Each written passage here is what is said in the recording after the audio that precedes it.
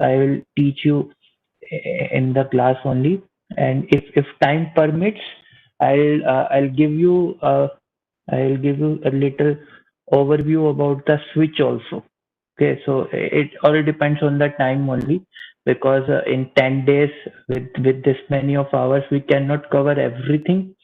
Okay, so switch I have kept just if it is required, then we can introduce that concept to you. What is basically switch? Because in today's scenario, the TR module, as we are talking about a 5G application, so basically we are going towards the GAN. Okay, so we are basically moving toward a new technology node, new technology development that has come or that has been made possible because of gallium nitride instead of CMOS. Yeah, people are still working on CMOS also, but for to actually exploit all the, I would say, to all meet all the requirements of 5G, which a system which can be defined as a 5G, we need to use basically GAN. Okay, so in GAN, in a TR module, instead of a duplexer, people used to use switches, SPST switch, SPDT switch, and those whole things. So if time permits, I'll cover that also. On the last day, we have a session from Aditya. He will teach you basically how to simulate system performance in a CP using CPP Sim open source software. So basically, what is being by system simulation is that you will have some behavioral model that yes, my amplifiers as parameter are like so and so, and let's say with I will give some, I put some number maybe. Okay, so there is a question, Kavita, ma'am, is there any change in afternoon session time? So just wait for some time. If when the participant will reach 300, then I will tell you again, so that the other people won't ask what is change. What okay? So just wait for some time. I meanwhile the session only I'll announce the changes that have been made in the timetable. Okay. So coming back to the system, basically in system simulation, what is basically there is how it's basically a block level simulation. Okay, so you have a power amplifier, and you just connect with the duplexer or a switch you having. Okay, so it will have LNA also. So that sort of form is there. Okay, so basically what in the system simulation we used to do is we provide some behavioral, basically we provide specification of all these blocks. In other terms, if I'll say by behavioral model, what we meant is the specification, that if some input is come according to this specification, the output will come. Okay, so we will check whether the specification that we have designed or what we have found, so if we make a TR module out of it, whether we are able to get a desired outputs or not. Okay, whether whether we are able to get the outputs or not. So that is basically the system simulation. So you from here, from this simulation, what you can learn is you can tweak basically, let's say there is some let's say S21 the power gain of this, or maybe P1 dB output power of the power amplifier. You change all these specs and see by like how many like how we can achieve the desired total specification of the system by changing this specification and get the optimized specification which are reasonable and easily, or I would say we will be able to get when we are designing amplifier. So this iteration goes hand in hand. Okay, so you start designing, you first do the system simulation, you find some sort of specification.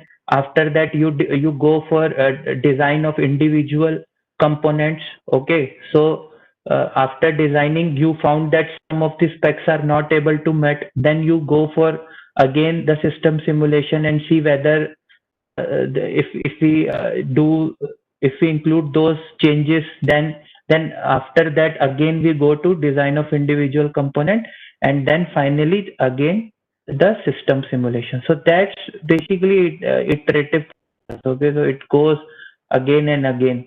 So then only you will able to say that yes, my simulation is done, and now we can go for fabrication. So that's how things works. Okay, so the iteration will always be there. You can never say that yeah, okay, my system simulation is done now. Now you just have to design it for this only. Okay, so you have to basically sometime while designing amplifier, like in the start you do not know that whether you will be able to meet the specs or not. Okay, so you have the rough idea, but while designing you found that okay, this much of power we are not able to get in the desired frequency band, so we require to change the specs a little. So if we change the specs, what will be that effect of that change in the system simulation? Or if we can cater that change with changing some other component of the system. So that is basically iterative. By some iterations, we able to get the final results. Okay. So that is a brief overview of system information. This we will cover on Friday, the last day. On that day, you will be having a validatory function also. So starting for the today's agenda. So we today we will study only the amplifier designs. Okay, so small signal design, power amplifier design. Tomorrow we will do an example on that, and ending with the design of a power combiner also tomorrow. Okay, so for today's session, we'll just stick to the basically theory and the design examples. So we will not gonna use software today. So before start, I would like to ask if somebody has any question from previous lectures, starting from day 1 to day 7, or sorry, day 6.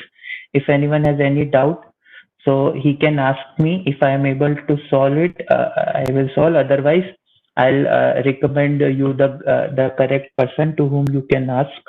Okay, so if anyone has any question regarding any lecture or any theory or any concept, anything about the software also if has. Yesterday there was some doubts regarding the software, for that is not yet solved, but the issue is with some specific laptops or some specific PC, if I say, because many participants are able to run the code at their ends. Okay, so it is running at my end also. So it should not be a problem. So the problem lies with the installation part, or maybe with some other other things, maybe that might be hindering the running of your softwares. Okay, so I have given my email ID. Uh, so we can be in touch even after the workshops also. The only thing that is not running is the optimization part. Okay, so we can leave the optimization for now, and you can just try the theoretical part and then try it with tools and see the design, how we can design matching network. And okay, so by optimization you can only get the answers directly. So that answer you can uh, always try the basically I would say, you can always try the tool. Okay, so you can always calculate the things with the Smith chart by hand calculation, and then try it with the tool. Or you can always see with like how the response is coming for your design matching network and everything. Okay, so the only optimization problem is not working for some of the participants. Okay, so one or more question is that in one of the problem in quiz 3, correct option I. So I did not get your question, Akram. You have to elaborate. Which question was that? I do not remember all the questions. So which question you were asking? I can explain you if you want. Hopefully you all guys have got the solutions. So if you can write us, basically if you can write the question here, if you remember it, or if you can write just a snippet or maybe some lines of that question, so that I can recall what question you were asking.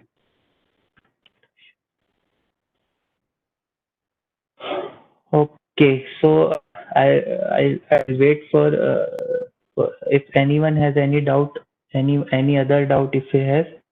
so we can do it. And otherwise, we will go ahead with the today's session. Okay, so I think so no more questions as of now. So if anyone has, they can write the question in Q&A section. Okay, coming to the to day 7. So basically today we are gonna learn the design of amplifier. So this is basically so see there are many approaches of designing an amplifier. So maybe that approach I am telling is like one of the approach of its kind. So you can find many literature, many PPTs, many things on the internet. The all they discuss about like how to make the amplifier using basically CMOS technology, and how. So I am trying to give you what you do not find easily on the internet. Okay, so that approach basically. So this approach can be applied to any of the existing approaches that you are seeing. So you just have to understand what I am telling you, how I am doing it, basically. And then if you see the previous, if you can see the lectures or any, if you have already learned the amplifier, then you can connect them. Okay, so you will find that yes, the method is same. The only the topologies are different. Okay, so in something is achieved by putting inductor, something is achieved by putting transmission line, something is achieved by putting capacitor, resistor.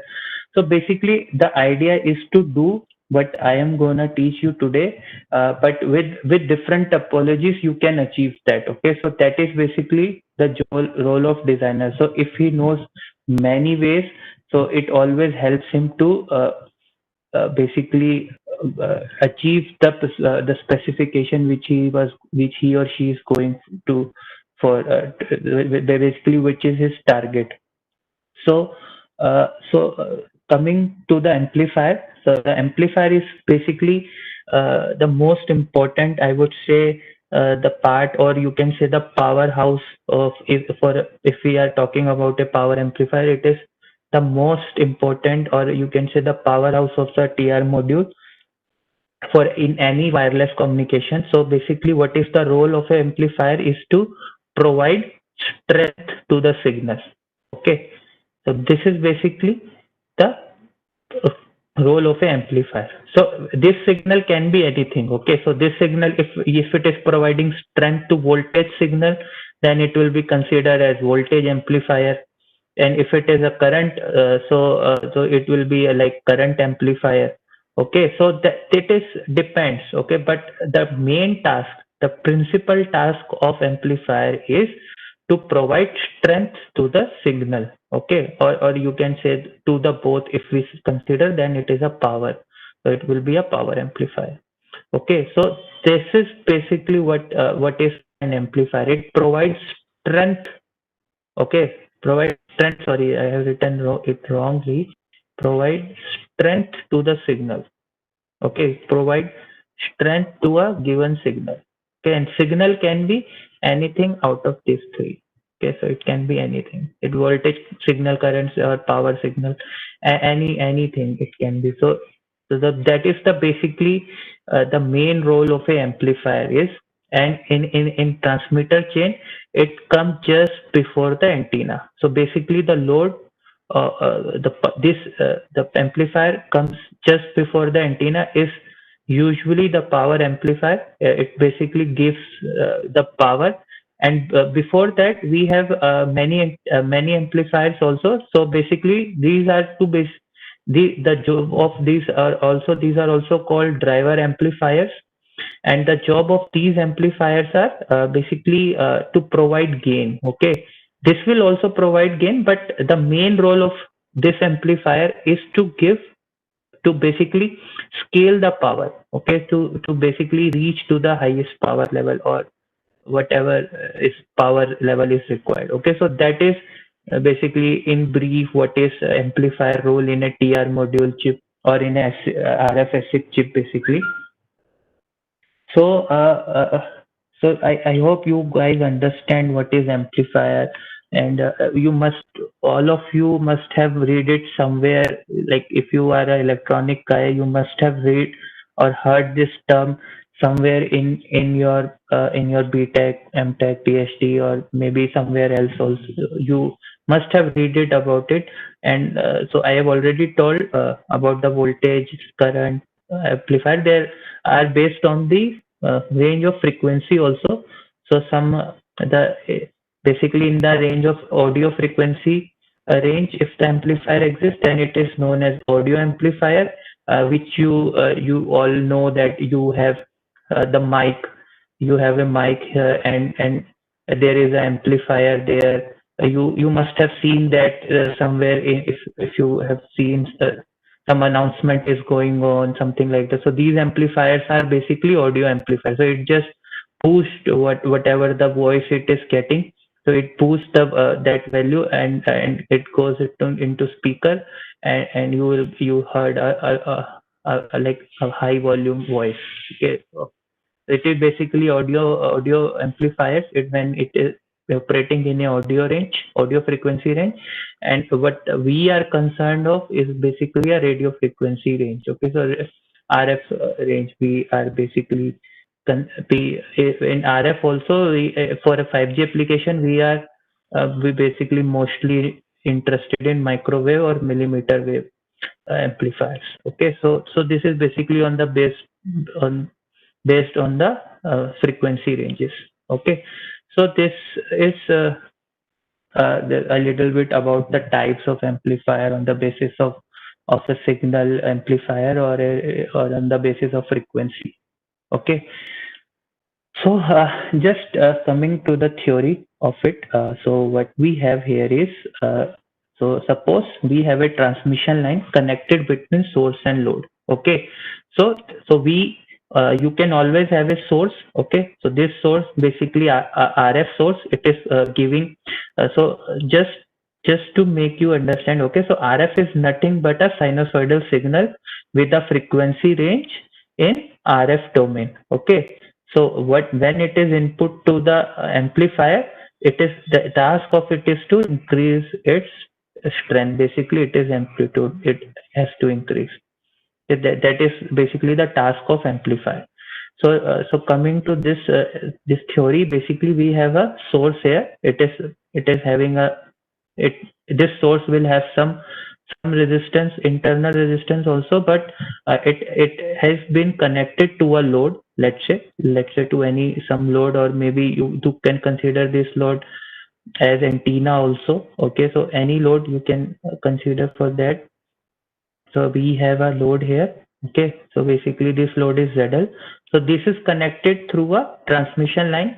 So this transmission line up to here is having a characteristic impedance of ZS, and from here to here it is basically ZL. Okay, so this is having a so this is basically a transmission line connecting between source and load. Okay, so what is happening here is, while we are basically analyzing amplifier, what what is basically done is, just for Hello, matter. Ashish sir.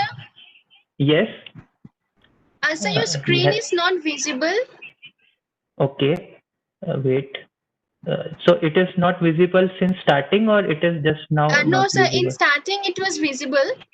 Okay, okay, wait. And sir, actually, sir, we are not able to see you in the panelist panel also. Okay, okay. So something has gone wrong, maybe. Yes, sir. So Okay, maybe, sir, just you have to you are disconnect able and to connect hear. again. Okay, so you are able to hear the voice, but Yes, yes, sir. We are able to hear your voice, but we like you are even not visible in the panelist panel. okay, okay. So maybe I think this Cisco WebEx service is not responding. So I'll close it and again join. Okay. Yes, sir. Yes, sir.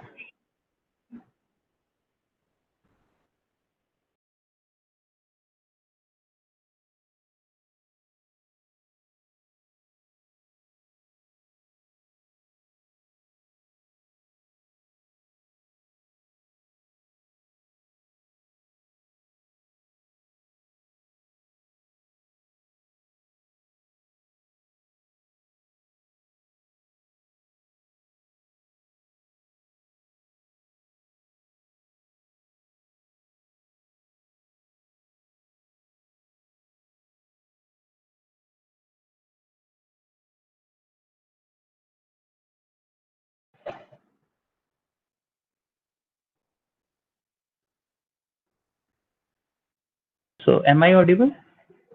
Yes, sir. You're audible now, and your screen And is also like it's coming. Yeah, yes, sir. Your screen is visible now. okay, fine. So a little hiccup from WebEx service.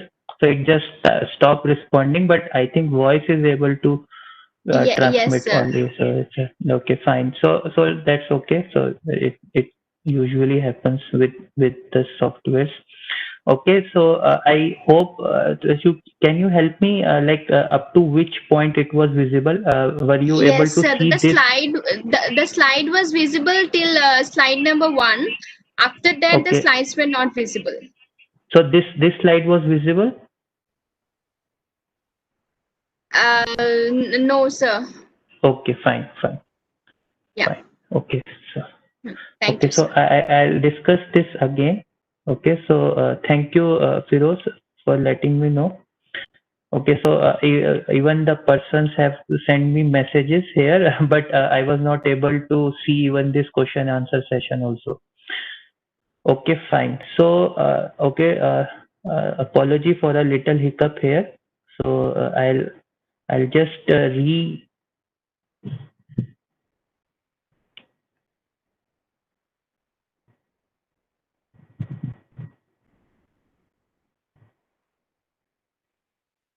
Okay, so what?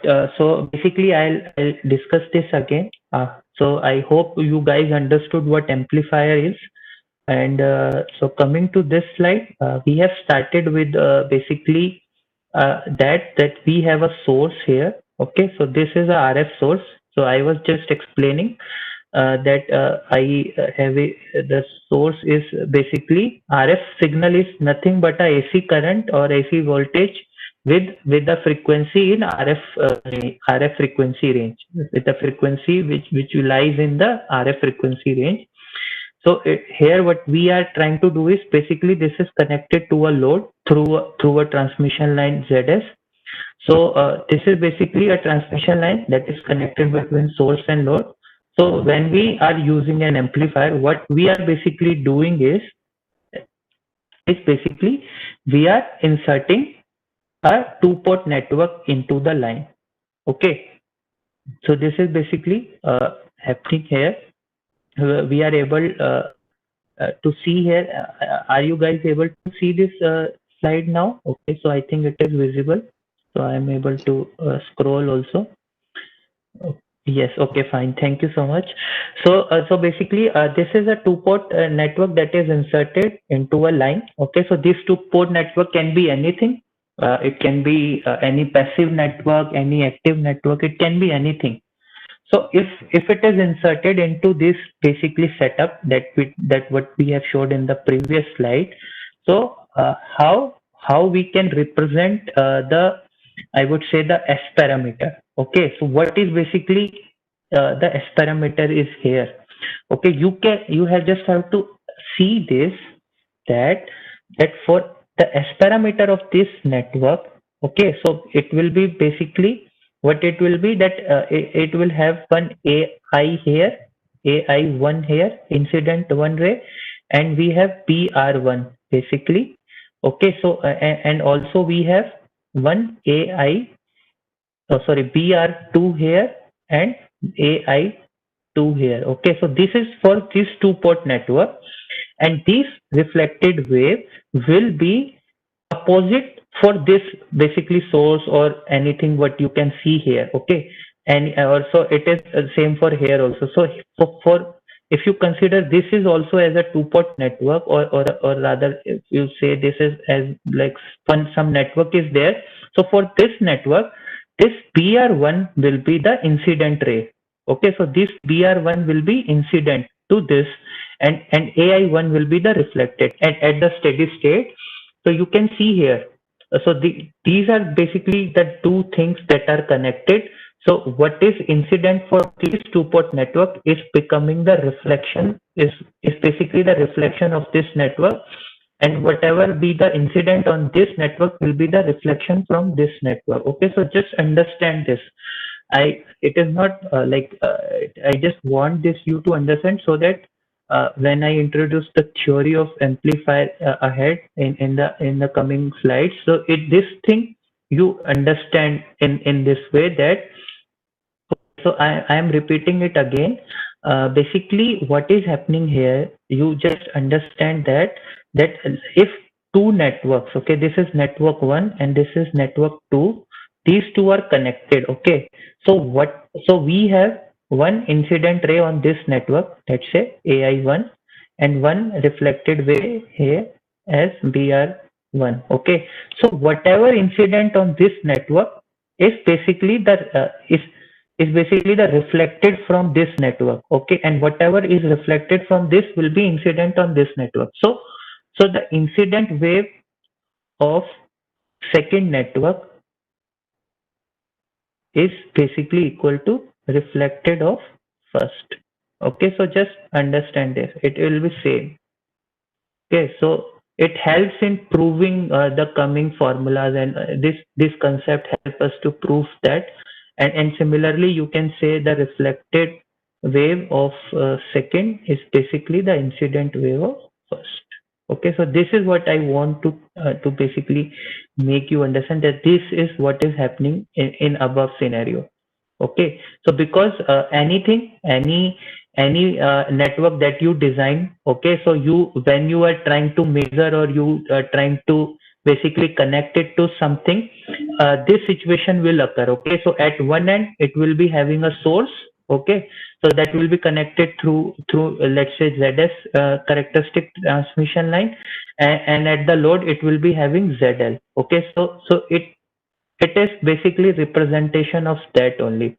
So instead of ZL, you can say it will be having another network here. Okay, so that is acting as a load to this two-port network, and it is something is connected here that is acting as a basically source to this two-port network. So this is basically just a representation. I have just represented it with the transmission line, and you know that a transmission line is also a two-port network only. Okay, if you have a single transmission line, so this is also a two-port network.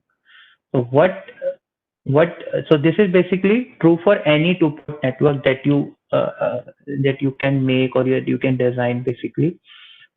So going forward, so this is for today's session. What is here is for our thing, the two-port network here. What we are assuming is basically the device here only. Okay, not just remember that it is not a power amplifier or a amplifier for that matter. It is just a device.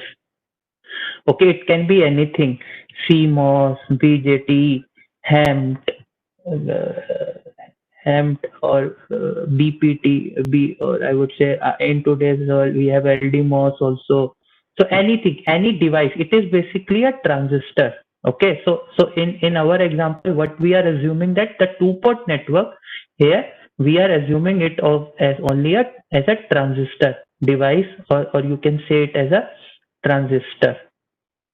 Okay, so just remember that this two-port network that we are inserted just now is not amplifier. Amplifier will be something different, but whenever we are referring to S11, S12, S21, S22, it will be it will be basically the S parameter of transistor and not amplifier. Okay, so just remember that whenever it will be S parameter of amplifier, I'll mention it explicitly.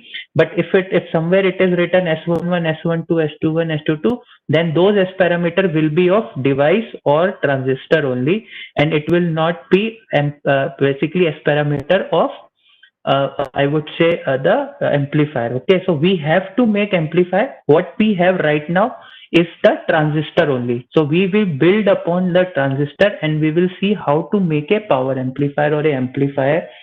So just remember that the whatever the S parameter right now we are talking is of transistor. Okay, so this is basically transistor and not the amplifier. So this transistor has to be basically made in such a way that it can behave as an amplifier in with reference impedance of 50 ohm.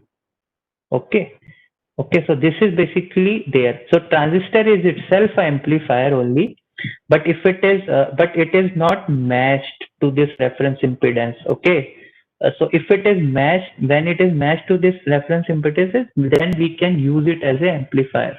Okay. Otherwise, uh, you have to apply, basically provide a load to the amplifier, the desired impedance to the amplifier, so that we can have a maximum power transfer from the transistor that we are using. Okay. So this is basically the idea. Okay. So you just remember this concept. It is very important for today's lecture. Okay. So I hope this is now clear to you that the S parameter that we have mentioned here is just of the FET. This is of the transistor, and here we have connected it to a transmission line, and here also we have connected it to load. Okay, so you, as you can here see that right now the gamma S here is 0, because basically gamma S is nothing but gamma S here is ZS minus Z naught upon ZS plus Z naught, and reference impedance we have assumed to be 50, and the ZS here is also 50 ohm. So basically gamma S becomes 0, and similarly here gamma L is also become 0. But the gamma of this, basically this gamma out of this network and gamma in of this network will not be 0. Okay, it will be something else. So that we need to find out, and then we have to see. Then you can see here this gamma in will not be equal to 0. So basically these two things are not matched. Okay, so basically what we require is to match these things. Okay, just understand this concept. Okay, so going forward, so what we have is basically this thing. Okay, just that is just the thing that I have taught you at just right now, is that uh, this this thing is that now instead of gamma S directly connecting it to a transmission line, what we have done is we have put a basically block, or you can say a other two-port network that is named as input matching network, and the output we have put another two-port network that is known as output matching network. So if you look into this side, it will have some impedance ZL. Okay, and if you look for a transistor in this way, it will have some impedance called Z out. Okay, so this is basically Z out and ZL, and here if you see from here, it will be the ZS, and if you see here to the transistor, it will be Zin. So what is basically required is we have to find out to which value we have to match. Okay, basically this is 50 ohm. Okay, this is 50 ohm. We know here also it is 50 ohm. We need to find out the value of ZS and ZL. This is our requirement.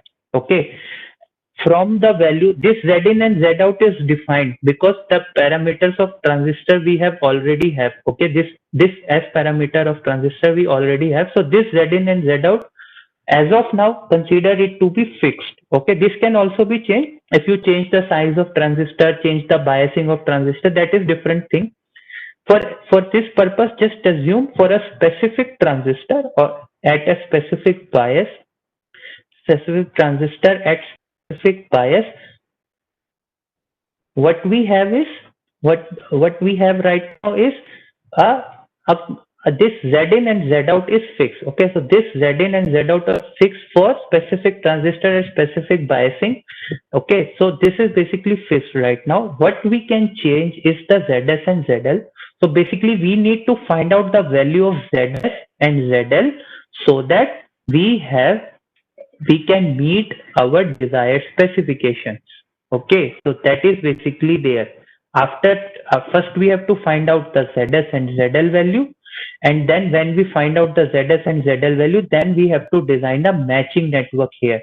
Okay, so this matching network we can have of any type. We can have L section matching, we can have single stub matching, or any these two we learned yesterday, and I also told you can even add more and more components as desired.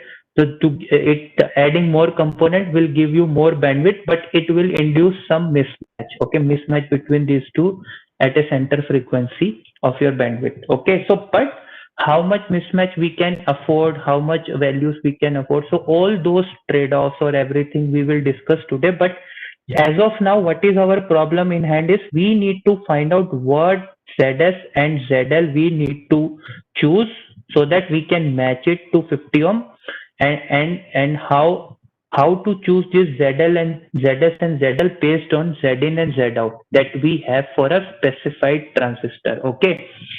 Okay, so I think I hope it is clear that I am again repeating it, is that we have this fixed. Okay, right now we have assumed this is fixed. We can always change this. Okay, so we, as per our specification, we can always, but as of now, just consider it to be fixed. Okay, so since it is fixed, so this Z in and Z out is fixed. So what we have to do is we have to choose ZS and ZL so that we can match it to 50 ohm by this two ports network of input matching network and output matching network, and then connect it to this transistor and have some response. So that response should meet our specification. Okay, so to meet that specification, how to choose this ZS and ZL, that we will learn. Okay, so then how we have to choose this ZS and ZL. This is basically our task, that how we choose ZS and ZL. So basically, what is our task is, that is already I told you, that we have to determine ZS and ZL. Okay, then we have to match ZS to Z0, match ZL to Z0. And for matching, what we can use is, we can use lumped elements, we can use distributed elements, we can use even combination of lumped element and distributed elements also. That is what I taught you yesterday also, that you can use a transmission line, then you can use a capacitor, or then again you can use a stub here, or then you can use inductor, then again stub. So it can be a combination of lumped and distributed also. Okay, it is not that you can, when you are using distributed, you have to use distributed only, you cannot use lumped. Okay, so you can use combinations of that also. So here we have a question, that what about the matching circuit of input and output terminal of a two-port network? I hope I have answered this question, that we we have to design basically this output and input matching network for these transistors. Okay, so after that only we will be making an amplifier. Okay, so after this, when we design this way, so this is basically our complete amplifier will be. Okay, so this is basically amplifier. Right now, what we have assumed is this is only transistor, and we have to make an amplifier out of it. To make an amplifier out of it, these two networks we have to attach to it, so that this will be act as an amplifier. So this whole thing here, from here to here, this will be your amplifier, and this will become your two-port network of amplifier. Okay, so that's how we do it.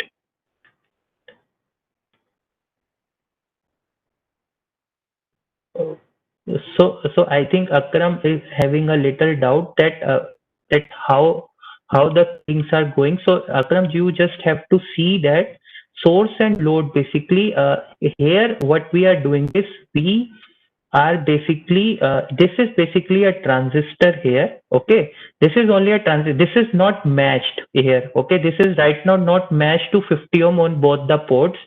To make it as an amplifier, we need to match it to 50 ohms. So for that only we have put input and output matching network. Okay. So to basically how much difference we can have, how we have to choose the input impedance of this input matching network, and impedance of this matching network as ZL. That what we have to see, that how we can choose this ZS and ZL, and then when we match it to Z0, then this whole network, basically this input matching network, transistor and output matching, this whole thing will behave as an amplifier, and it will be a complete, this complete network will be this complete network will be your amplifier, right? And it will be a two-port network, and of this two-port network we will have some S parameter. From this S parameter we can plot S11, S21, S22, S12, and see whether these are meeting our specification or not. Okay, so basically, to meet this specification, we have to choose this ZS and ZL in some way. Okay, so how to choose that, what are the constraints, what are the things that we have to consider, that we have to see. Okay, so okay, it's good that it is now clear to you. Okay, so Z in and Z out, it will depend on ZS and ZL also. Okay, it will depend. Z in will also depend. But this is a very good point that Sundar Rajan has raised, is that Z in will depend on ZL also. Okay, and this Z out will depend on ZS also. Okay, so these effects we have to take into account. But right now, I just want you to focus that there is some input impedance of this transistor. Okay, so because he has rightly mentioned that this Zin basically will depend that what ZL is here. Okay, what load is provided to transistor, then only we will be able to find this Zin. Okay, so that is what Sundar Rajan is want to convey to us, and he is very much right. But I just use this just to make you understand that yes, it is there, but it is not like that. This Z in and Z out will depend what value you will choose for ZS and ZL also. For right now, for just for understanding, okay. So we just for understanding, we have we have seen that for if let's say if you have put some ZL, then this Z in, and for some ZS, this Z out will be fixed. Okay. So what we can change only is this ZS and ZL only. Okay, whatever value that will come here, whatever value come here, we cannot change that. Okay, the only variable here is ZS and ZL. In that way, I think you can understand that. But obviously, this Z in value will change if you change this value of ZL, and this value of Z out will change if you change the value of ZF. That is basically they are interlinked. But the only variables that we can change here right now is ZS and ZL. So that is what I was want to convey with all the stuff that just I have explained you guys. That basically the variable here is only ZS and ZL only, and not Z in and Z out. Obviously, this Z in and Z out are basically dependent on ZS and ZL, but these are dependent quantities. So only variable that you can change or you can choose is this ZS and ZL. Okay. Okay. So this is basically what I meant. Yeah. So I hope it is clear to you, Sundar Rajan. Thank you so much for pointing this out. Maybe some other student was also be having this confusion. So just for now, assume this ZS and ZL are variables, and Z in and Z out for a given ZS ZL will be fixed. Okay, so you cannot change Z in and Z out here. Okay, so but yes, it you are very much right that they are dependent on ZS and ZL. Okay, going forward, okay, so basically what we have done here is, so just we assume that, let's say we have fixed ZS and ZL also to some value. After that, what will be the gain of this network? Okay, so this is basically a network. So you cannot simply multiply the S11, S12, basically S parameters of the networks to and cascade them. But so you have to basically use, if you want to do it by hand, so this is what you require is to convert into ABCD, then multiply them, and then convert it back to S parameter. Okay, so then what JT will you will get will be basically when you solve this, or you can solve it with the first principle also that I have taught you, that you just assume a incident and reflected wave here. Okay, A1, B1. Okay, then you can assume incident and reflected wave here also, A2, B2, then A3, B3, okay, and A4, B4.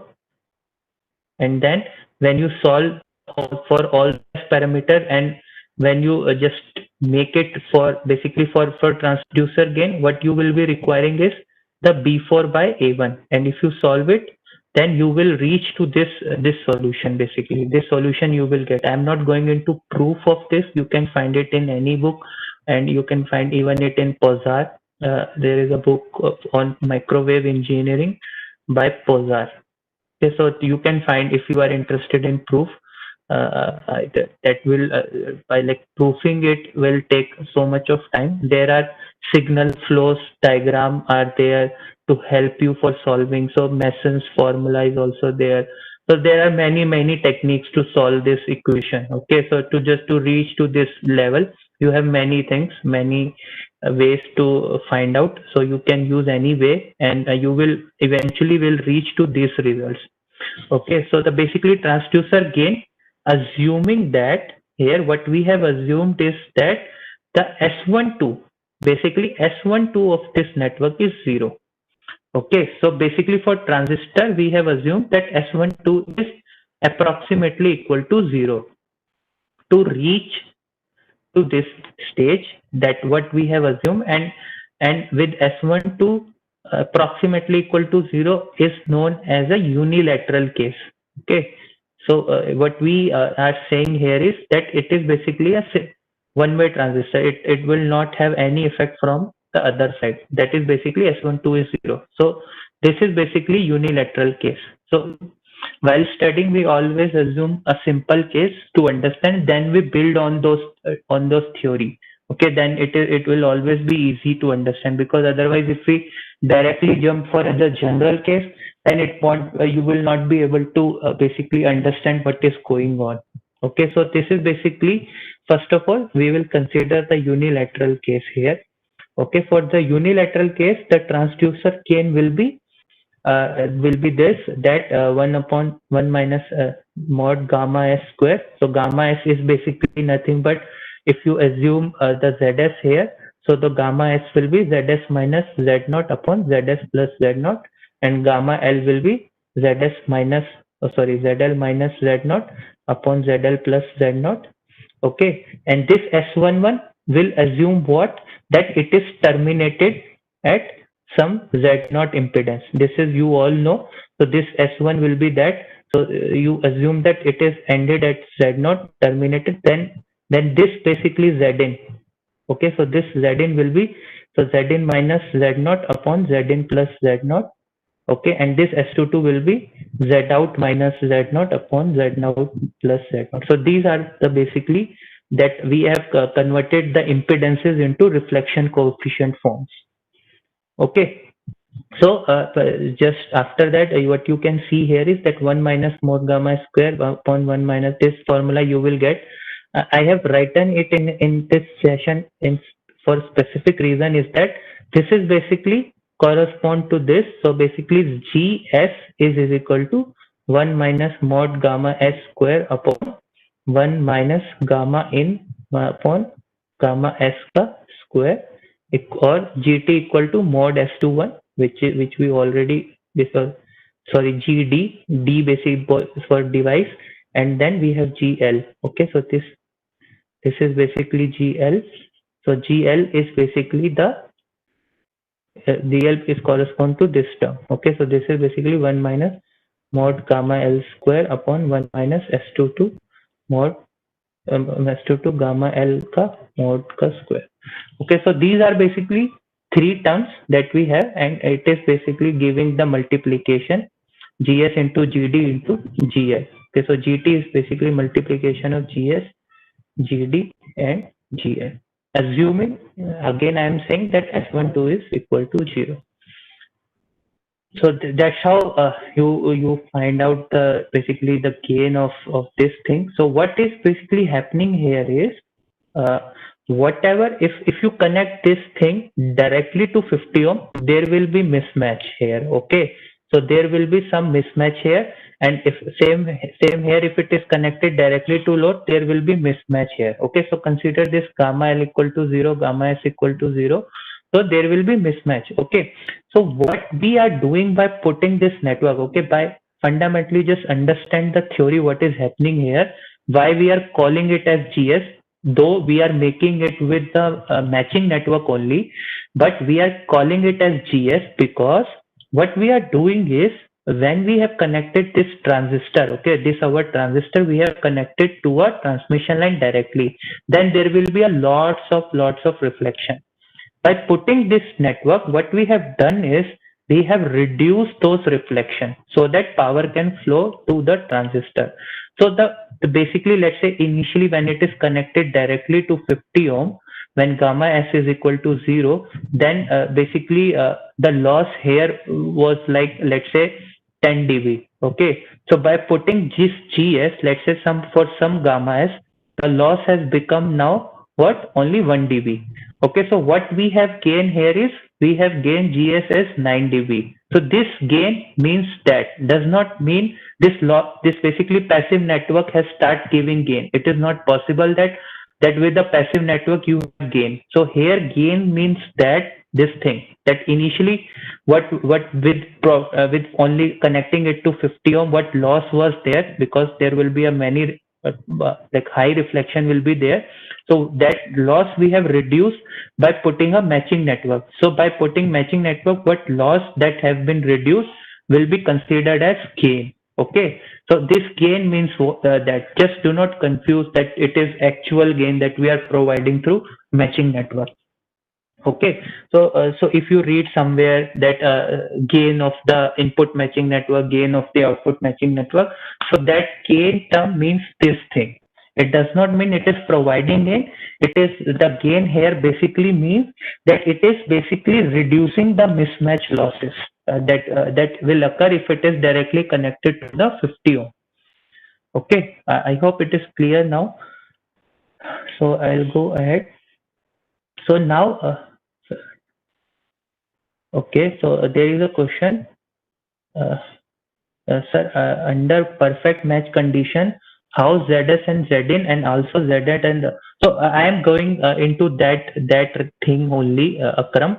I just wait for some time. How for perfect match or some else match, what we have to choose, we will see that. But before that, what we have to consider here is for any amplifier, the most important part is the stability. Okay, before choosing gamma S and gamma L, we have to see what is the stability. So I hope you guys all know what is stability. You can relate it with your life also. Basically, when you are sad or when you are having anxieties and all, you are like sort of unstable. So basically, everyone wants to reach to a stable situation, stable condition only. So sometime when you are angry, you are basically unstable at those time. Any input, any if you are basically sad or irritated and somebody you even give a pinch or even something small thing if he said to you, you will just blast. Okay, so at that time you are basically unstable. But if you are in a happy mood or anything like that, like basically if you are in a stable mind condition, and even if somebody gives you anything, then you will react accordingly. So you will not blast. Okay, you will not happen. So same thing is the same is with true with the amplifier also. Basically, stability here means is it does not leads to the oscillation. Okay, so with a small input only, it will start giving outputs. Okay, so it basically leads to the oscillation. So what is the situation of oscillation here? Is that we all know in while defining this gamma in, I defined that its range is that it should be less than 1. Okay, this gamma in or this gamma out should be less than 1. But suppose this gamma in or this gamma out is greater than 1, then what will happen is, okay, so let's say this gamma in is greater than 1, then what is happening here is whatever the input it is coming here, A1, the B1 is greater than A1. Basically B1 is greater than A1. Okay, so what it leads to is it is basically providing gain in the reflection, which should not be there. Okay, so it is a condition of instability.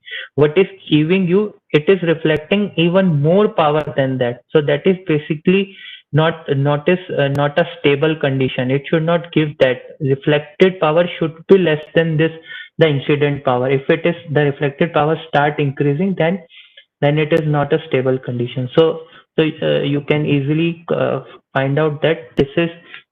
So now, first of all, I would say, so assuming one of the participants just that have mentioned that this Z in and this Z out will depend on gamma S and ZS and ZL only.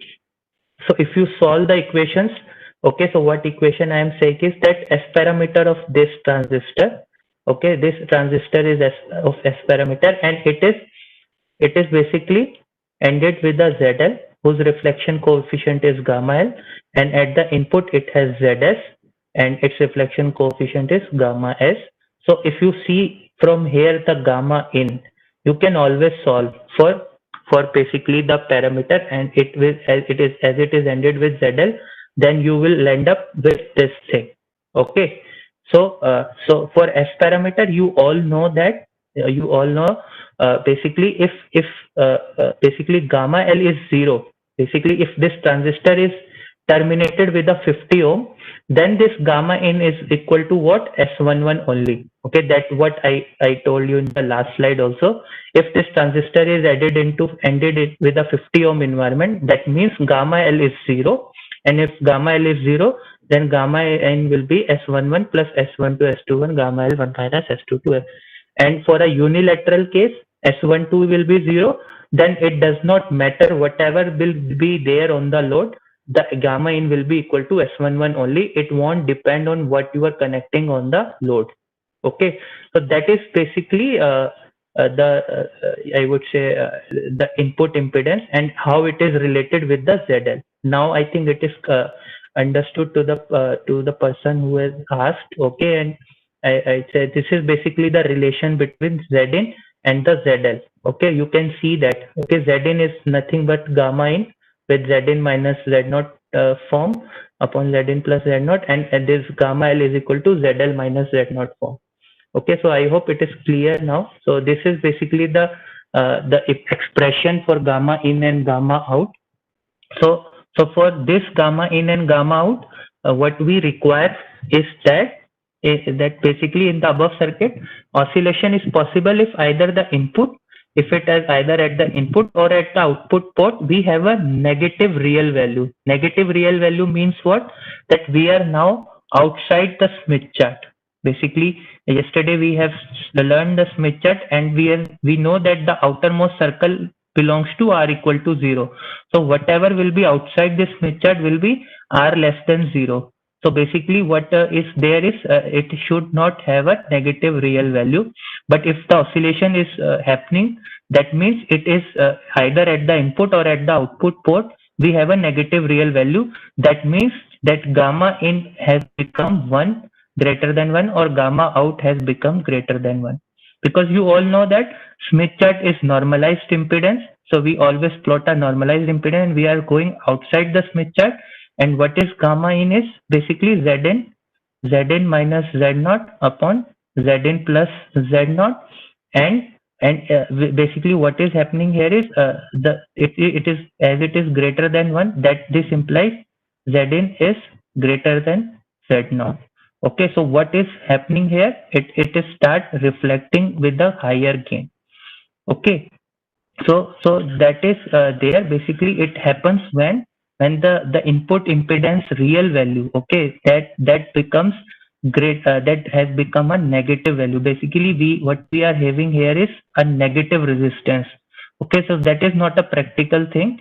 But we cannot have a negative resistance. But when transistor is in a unstable condition, it will offer a negative impedance, basically negative real impedance. Okay, so basically for stability, what we require is so what we found, basically what we require is that gamma in uh, gamma out is basically greater than 1 for 1, basically if it is having an oscillations. Okay, so stability of amplifier depends on what? Because I have already told that this transistor is fixed right now, so we cannot change it. So what it is depending upon is the gamma S and gamma L values. So on these things, it is depending. So maybe for some gamma S it is stable, maybe for some gamma S it is not stable. Similarly, it is true for gamma L also. Maybe for some gamma L it is stable, for some gamma L it might not be stable. So we need to find out for what values the transistor will be stable and for what values it is unstable. So we need to find a formula for that. So basically what we require is for unconditional stability, that gamma in and gamma out should be less than 1. Okay, so that is what we require for an unconditional stable condition. And conditionally stable is nothing but is that basically unconditional stability is mean here is that for all passive sources, basically for all gamma s and gamma l value, for all gamma s and gamma l, gamma in and gamma out should be less than 1. Then it will become an unconditional stable condition for that transistor. But if the gamma in and gamma out is not less than 1 for all values of gamma s and gamma l, and it is only less than 1 for certain ranges of basically the gamma s and gamma l, then we will call it as conditionally stable. That means that for this value of gamma s and this value of gamma l, my basically amplifier or maybe the transistor is stable, but for the rest of the loads it is unstable. So we have to basically then we either we have to make the amplifier unconditional stable by some means, or we have to avoid those gamma s and gamma in our design. Okay, so that it should not reach to that gamma s and gamma l value, otherwise it will become unstable. So that is basically the idea behind the stability. Okay, so just so if you solve this equation, okay, we have the expression of gamma in, and we just basically taking the magnitude of that, and if we put it less than 1 condition, and similarly for gamma out, if we put it less than 1 condition for gamma out also, so what we will have is a stability circles. Okay, so what we have on a Smith chart, what we can plot is basically what is variable is the gamma L. Okay, so this is basically variable. So on a Smith chart, this gamma L can take any values inside the Smith chart. So by for each gamma L value, we will find out these values and we will plot the stability circles basically, so that we able to know that for which value of gamma L this basically this will be this condition will be met. Okay, so here we have a one question. Sir, please repeat previous slide for greater than condition, as gamma greater is not required for stability. Okay, go asking that greater than condition he want to understand, as gamma greater than is not required. Okay, so what we are saying here is basically there are two situations. One is unconditional stable situation in which gamma in and gamma out. Okay, so gamma in and gamma out of transistor, it will be less than 1 for all the values of gamma s and gamma l. Basically, all the real values of gamma s and gamma l. And with real, I mean that gamma s and gamma l will be less than 1. Okay, previous slide you were saying. Okay, so this slide you are saying. So gamma in and gamma out will be greater than 1 for unstable condition. Basically, that will lead to oscillation. This gamma in and gamma out greater than 1 means that either at the input or at the output, if we have a greater than 1 condition like this, then we will be having the oscillations. That is what I meant. So I hope it any confusion here in understanding. Okay, so now it is clear to you. So coming forward, so basically we have plotted two circles, this output stability circle and input stability circle. We have found the center and the radius of that based on the value of gamma s and gamma l only. Okay, so we have by this circle we will found the area, in which area for which impedance our transistor will be stable, or for which impedances our transistor will not be stable. Okay, so this is basically nothing but the, I would say this is nothing basically just the mathematics. So how we have calculated this thing is that we have taken the marginal condition. This is always done if you know these things, that when you have a less than b and you want to find the boundary conditions, what you will put it, you put a equal to 1 and found the solution. And for that solution you will say that if this is a circle, so then out of this boundary the a will be greater than 1, and inside this boundary a will be less. Okay, so this is basically to find this boundary. Okay, so this is in this condition, we want to found the boundary of stable region. Okay, so either the stable region will lie inside the circle or it will lie in outside the circle. Okay, so here what is the variable here is the gamma L, and since we when we solve it and found the center, basically the equation, if we solve it will be a equation of a circle. If we put gamma n equal to 1, then it will act as a basically it will form in, if you know the complex theory part, then it will solve, if you solve this equation it will form in a form of a basically the loci of a circle, and that circle has center as this and radius as this.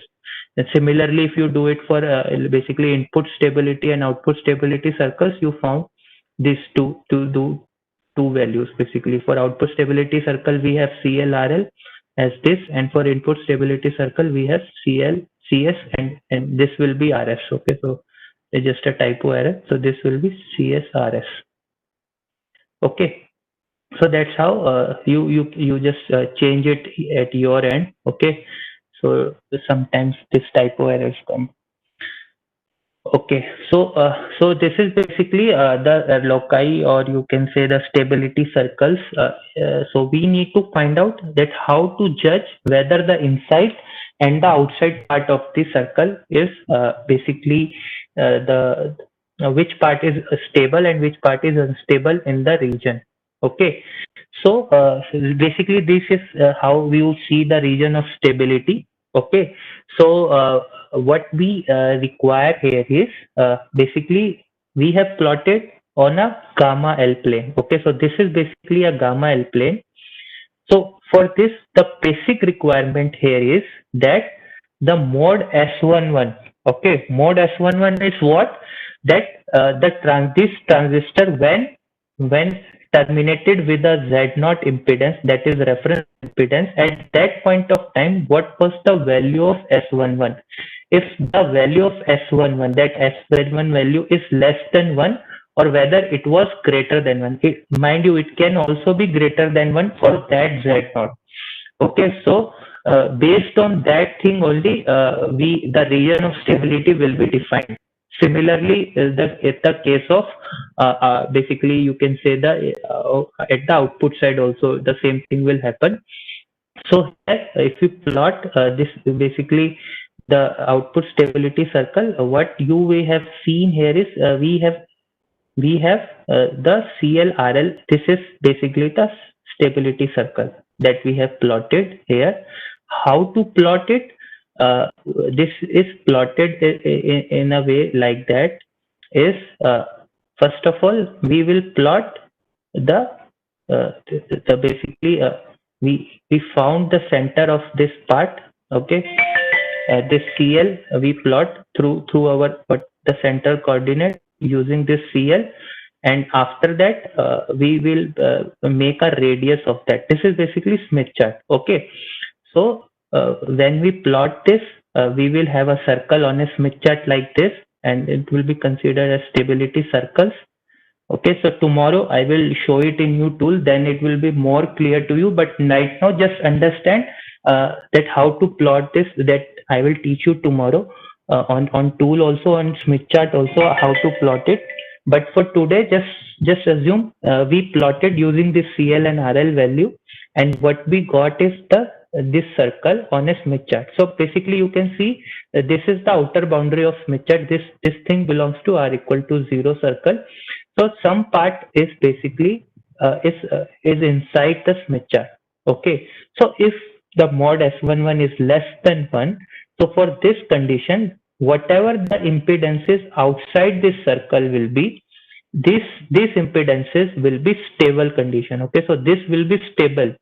For these impedances, basically for these gamma L values, okay, so for these gamma L values, the the transistor will be stable. It won't be unstable. And for these gamma L values, so if you match your transistor to these gamma L, so then your basically what happens will be your transistor will become unstable.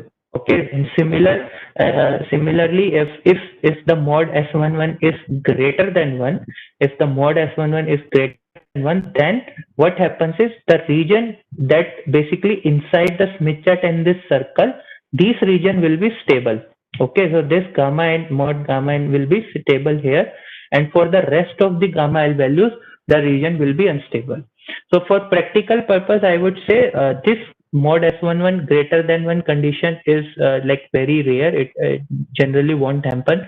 All every time what you will encounter is this case key that mod S11 is less than 1, and you plot a stability circle, and with this stability circle what happens is whatever is outside the stability circle and inside the Smith chart, for all those value of impedances, this is a Smith chart, so all this will be the impedance value, all this will be the values of gamma L, and for all this value the transistor will be stable. So you can choose any value out of this stable region. Okay, so you cannot choose value from this unstable region, but out of this stable region you can choose any value.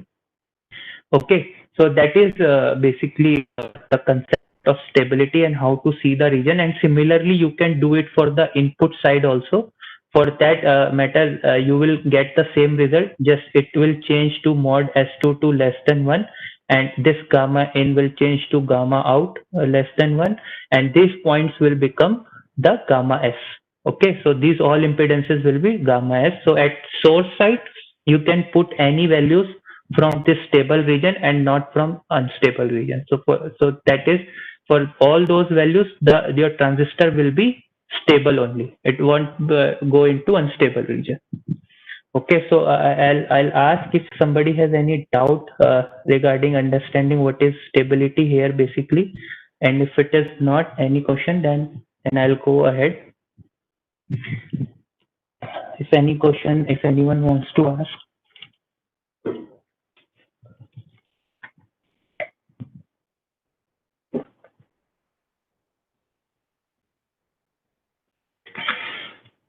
Okay, so no question is there.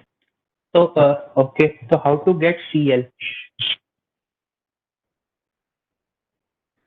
Okay, so first question is how to get CL. So CL formula I have already given to you guys. You can see here CL formula is this. Okay, so how to plot it on Smith chart, that I will tell you tomorrow.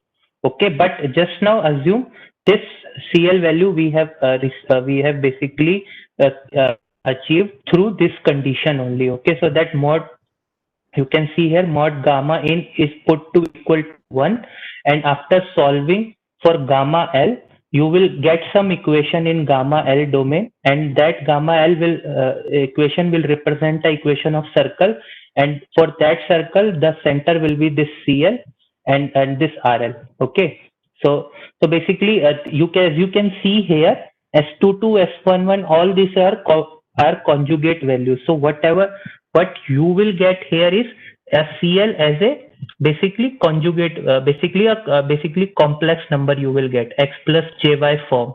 Okay, so this x plus jy you can always plot on a Smith chart. Okay, when you plot this on a Smith chart, you will get the center, and from that center just take this RL value and just draw basically a circle there, and it will cut the Smith chart accordingly. It might be totally inside the Smith chart. It might be outside the Smith chart also. Okay. So other question is from Sundar Rajan. Is there any rule to identify region? Okay, so I already told this thing that yes, there is a rule. The rule is that if mod S11 of a bare transistor, okay, so the transistors S11, I already told whenever you see S11, S22 written, it is basically of a transistor only.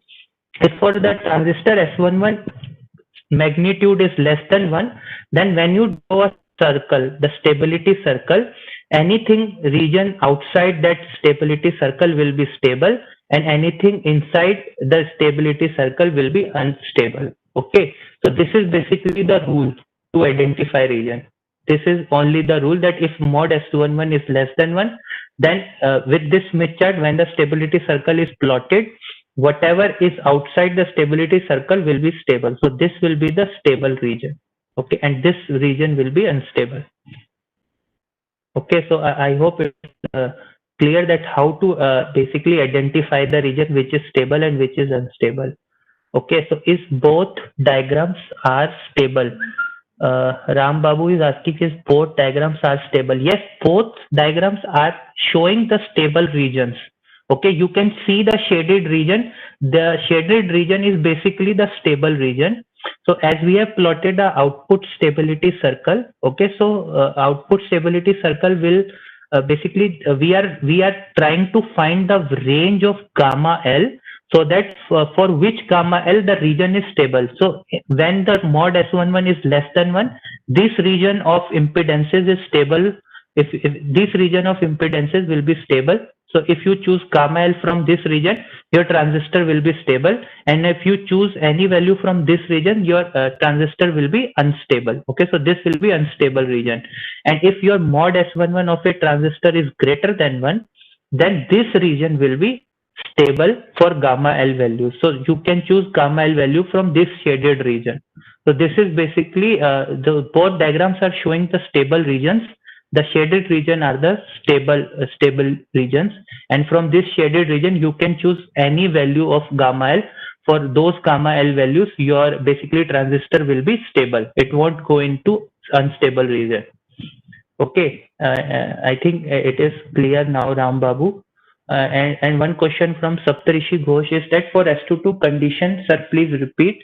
Okay, so Saptarishi, it is nothing but S11. Instead of S11, you just have to replace it with S22. So with S22, you just assume for S22 less than 1. For S22 reason, this from gamma L, it will change to gamma S. Okay, and this gamma in you can write as gamma out. Okay, so this will be input stability circle. So it will show that for which values of impedances of input you are having basically stable region. Okay, so for these values of stable regions, you can choose any value of gamma s in this region, your transistor will be stable. So basically you need to find at both the ends, input and output both, so that your transistor will be stable. So while designing or amplifier or power amplifier, you cannot choose value from these regions. Okay, sorry, in from this unshaded regions, if you choose a value of ZS and ZL from this region, then your transistor will become unstable and it will start oscillating. Okay, so you have to while choosing ZS and ZL, you cannot choose your ZS and ZL from these regions. Okay, so this is basically the region of stability.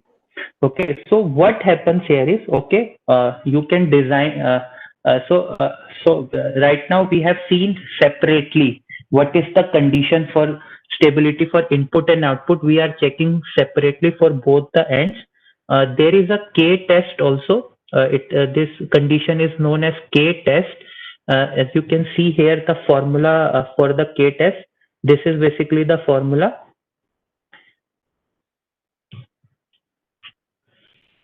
Okay, so somebody is asking if gamma is less than 1, how is it possible to stable? I do not know what exactly you are asking with this because there are so many gamma and so many gamma, because gamma in is also gamma and gamma s is also gamma. So which gamma you are asking? But this is basically what I told. If you have not understood it, you can just revisit the I would say the lecture again, and you will be able to understand. If still it is not clear, then tomorrow you will ask to me, then in first 5-10 minutes I'll explain it again. Okay, so basically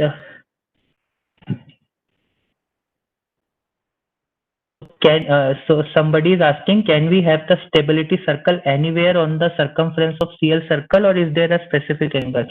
So it depends on the basically S parameter. You can see the formula here that CL is depending on the S parameter of the transistor. So it can come to any value. It can come anywhere on the basically Smith chart. It can even your stability circle even can come inside totally inside the Smith chart also. It can come here also. It can come here also.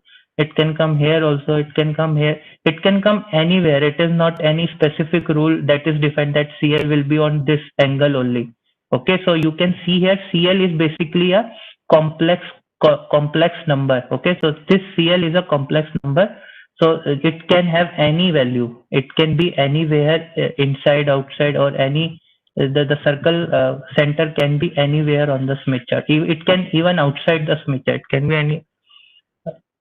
Yeah, so Sarthak is asking, can we apply Routh criterion of stability determination? Yes, basically, Sarthak, these all conditions are derived from those Routh criterion only. Okay, so if you go into details, I am just telling you the upper, I would say the upper things. I am not going into mathematics, otherwise it will gonna be very boring for you guys. I am just giving you the results, the final results. So this all will derive from the Routh criterion of stability only. Okay. If you go for the proofs, you will find that somewhere or the other, these criterions are used. Routh criterion, Nyquist criterion. This all is used to determine these conditions. Okay. So that is basically the base of stability. So anywhere you want to determine the stability, you will always use the Routh criterions. Okay, so this is basically the final result from by applying many mathematics formula and everything. After that, we want to specify the stability conditions only by using the S parameter of transistor. As you can see here, finally, if you see the output stability circle equation, input stability circle equation, it depends only on the S parameter of transistor. So what we want is, just by looking at the S parameter of transistor, can we say that yes, this transistor is stable, and if it is stable, then it is okay. If it is not stable, then for what ranges of impedances it is not stable. Okay, somebody is asking for the book. I have already told, there is a book, a very good book. It has all the proofs. That is the POSAR Microwave Engineering. The name of book is Microwave Engineering by a author called POSAR. So you can read this book. You will find all the proofs in that book, and it is basically, I would say they have explained it in the simplest way you can understand. Okay, so you can refer this book for that for the understanding of the stability. So basically, so coming to the stability condition. So now what we require here is, okay, we have understood that yes, if for input and for output separately, we can see the stability circle. Plot the stability circle and see for what regions gamma s and gamma l value we have the instability. But we want a simple formula also, so that just by calculating that number, we can say that yes, my basically the my the transistor is stable. Okay, so what is that condition? How we what is that test? So for that test, we have a K test here. Okay, so basically this is the formula, and you can see here it depends only on the S parameter of transistor only. It has only the S parameter of transistor. So just if you are given that S parameter of transistors only, you can calculate this number. Okay, you can calculate this K value. You can calculate this delta value also, and after calculating, just see because you can see K is basically it is the magnitude of every number, so it will be a real number only, but this delta will be a complex number. So you have to calculate the magnitude of delta and the K value. And just a minor correction here again is that this for unconditional stability, that is your system is unconditional stable, the necessary and sufficient condition is that this K should be greater than 1. Okay, so this K should not be less than 1. The K should be greater than 1, and this mod delta should be less than 1. So these two are the basically necessary and sufficient condition for saying that yes, my system is stable. If these two conditions are met, no need to plot stability circle. Okay, if these two conditions are met, I will show you tomorrow. Okay, that if these two conditions are meeting, all the stability circle will lie outside the Smith chart.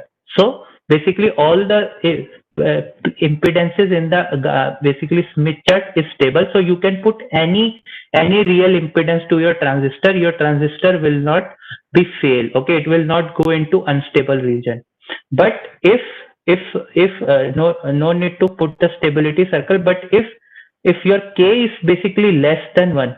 Okay, so if one of this condition is not met, then you need to draw stability circle to see for which region you're you have to draw stability circle. If either of this condition is not meeting, then you have to draw stability circle. And with this stability circle, you will be able to find the impedance range which you can apply to your transistor so that it won't go into unstable region. Okay, so this is basically we have found a test so that just by calculating this number you can find out whether it is stable or not. If it is unconditionally stable, then we can apply any gamma S and gamma L to our amplifier. But if it is not stable, if one of this condition is not met, it is basically potentially stable, or you can say potentially unstable. So we need to find out the regions for which region it is stable, for which region it is unstable, and that we can find out by plotting stability circles, both input and the output head. Okay, so we have found one more thing is that instead of calculating both this thing, there is one more test that combines these two tests, and that is this mu test. And in this mu test, you just have to check whether the value is greater than one or not. If it is greater than one, it is unconditionally stable. If it is less than one, then you have to basically plot stability circle and found for which regions it is stable. Okay, so in your slides, just make sure that you change this part, that this K is not less than 1 for stable. The K should be greater than 1 for stability condition. Okay, so this is basically what is required. So you just change at your slides that is already shared with you guys. So you just change that condition in that slide. Okay, so now what happens is, obviously from here we know that if your transistor is potentially unstable, you can always choose the impedances from the stable region.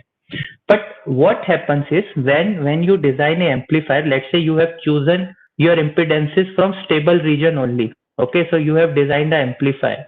Okay, so you have put matching network here. Okay, so you have put input matching, output matching network you have already put. So basically you have designed this. But what happened in the actual scenario is, this output impedance, which is supposed to be 50 ohm, it might change. Okay, so it might change a little. It might possible that it might little change. It might change to Z0 dash. Maybe let's say as this is amplifier, this Z0 might be a antenna. Okay, this antenna's impedance will change if there is rainy outside, or it might be some windy outside. So it depends on the atmospheric condition. So it might change the impedance of this antenna. So this Z0 will change to Z0 dash. At that point of time, what happens is that this gamma L will also change, because this gamma L will depend on this Z0 now. So this gamma L will change, and it might possible that this gamma L will lead to the unstable region. Okay, so suppose initially, I just want to guide you to understand this, that initially your transistor was potentially unstable. Potentially unstable, it was there. Okay, so it was potentially unstable. So then what you have done is, you found out stable region. Okay, so you have found out stable region. But what happens, okay, so you have found stable region, you have chosen gamma S or gamma L from those stable regions. But what is happening here is, this Z0 is might changing in the actual scenario. So what happens, this after changing this Z0, this gamma S will also change to gamma S dash or gamma L dash. So with it might possible that this gamma S dash will lie in unstable region. So your transistor will start oscillating. for those values. Okay, so we do not want to basically have create such situation for practical amplifiers. Okay, so just for demonstration purpose or just to prove your theory, you can always basically make a transistor by choosing gamma S and gamma L from the stable region only. But if you want it to be used in a practical scenario, in a practical world, if you want to use it, you always have to make your transistor first unconditionally stable. Okay, you just cannot left it unstable, potentially unstable for that matter. So what basically we require is we have to put something in front of transistor so that it becomes unconditionally stable. Okay, so we need to add something with the transistor so that it can become unconditionally stable. So what we require is, so we know for the potentially unstable condition, for some impedances value, the Zs plus Zn is basically becoming negative. So what we require is we need to make it positive for those values. Okay, so that can be done obviously by putting resistor only. So we need to put resistors. So there are ways to put resistor. So that ways are basically that I'll show in the next slide. So first way is to put a resistor in front of it, basically the gate. Okay, so if you put this resistor, this will make if this will make the transistor stable. Okay, and the other way is to put the same resistor in shunt to the gate. This can also make the transistor stable. The third is to put resistor at the drain terminal, or the, I would say, collector terminal, in series with the collector terminal or in the shunt of the collector terminal. Okay, so these are basically four ways by which you can make your transistor unstable. You can choose the value of these transistors for these resistors. Okay, and you can make your transistor unstable, or you can see for which value of resistor your basically K value is becoming greater than 1. Okay, so this involves calculations. So for this we can use tool. So I will show you tomorrow that how by changing value of R your stability will improve. Okay, so what hurdle we are basically facing here is we have put resistor, and yesterday I have told you that we always try to avoid using resistor, but for stability here we have to put resistor only. Okay, otherwise we'll not be able to achieve a, I would say, basically unconditional stable transistor. And if that is not unconditionally stable, it might happen that for some impedances, it will become unstable in a practical scenario. Okay, so that thing we won't want to happen. So that's why it is a mandatory condition that we require to put a resistor here.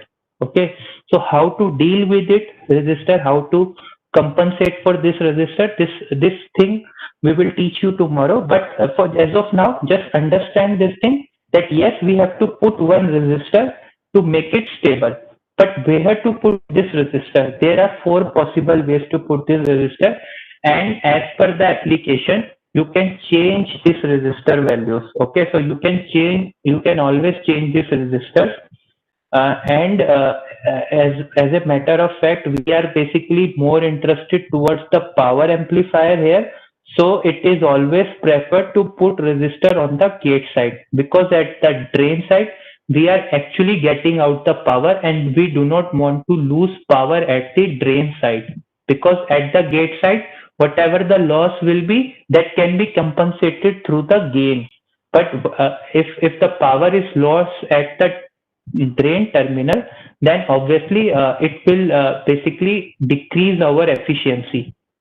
Okay, so that is what we do not require, or what I require, rather we say we do not want that to happen. So that's why we always use either this topology for power amplifier or this topology for power amplifier. Okay, so we will always put resistor on the gate side only to make transistor stable. Okay, so this is basically the concept how to make your transistor stable. If you basically getting a potentially unstable condition. Okay, so I'll give you the hint also. What happens is, generally, if you see the transistors amplifiers response, basically S parameter, if you see, if you found that when you calculate the value of k for each frequency, what will happen is that k value is less than 1 for lower frequencies only. Okay, for lower frequencies, the k value is less than 1 and greater than 1 for higher frequencies.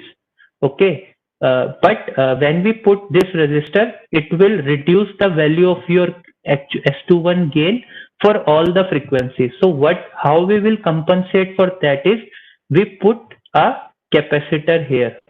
Okay, in parallel to this resistor, we put a capacitor, so which will block the lower frequencies, and for lower frequency the main signal will flow from this resistor, and for the higher frequency, or I would say our frequency of band in which we are interested. Okay, so that frequency of band, at that band, the signal will pass through this capacitor, and this resistor won't affect our gain much. Okay, it won't decrease our gain. So that's how we will compensate for the resistor. So we put a parallel capacitor to this resistor, so that at the frequency of band at which we are actually making the amplifier, the main signal will pass through the capacitor and not the resistor, and for the lower frequency, the the signal will pass through the resistors only. I hope this is clear to you, this technique. Okay, so the main topology that is used in the power amplifier to basically make the things stable is basically this RC network. I would say this R in a parallel with C network. This RC network is usually used to make your amplifier stable. Okay, so this gate resistor also helps you to basically to reduce the low frequency oscillations that coming from the bias also, so that we consider tomorrow. But as of now, this instability that is coming through due to transistors instability regions, that we cope up with this parallel RC network for the case of amplifiers. Basically, mainly if we say the power amplifier. So this topology will be used. Okay. So this is basically the concept. So just understand that what is happening is that generally, again I will tell. Okay, I will ask if anyone has any question on this. Otherwise, I'll move ahead. If okay, so can we use L in place of R at gate side for PA stable? So with inductor, it usually does not provide stability. Okay, it is like very, it is not able to cope up with the stability condition. You actually have to put R only.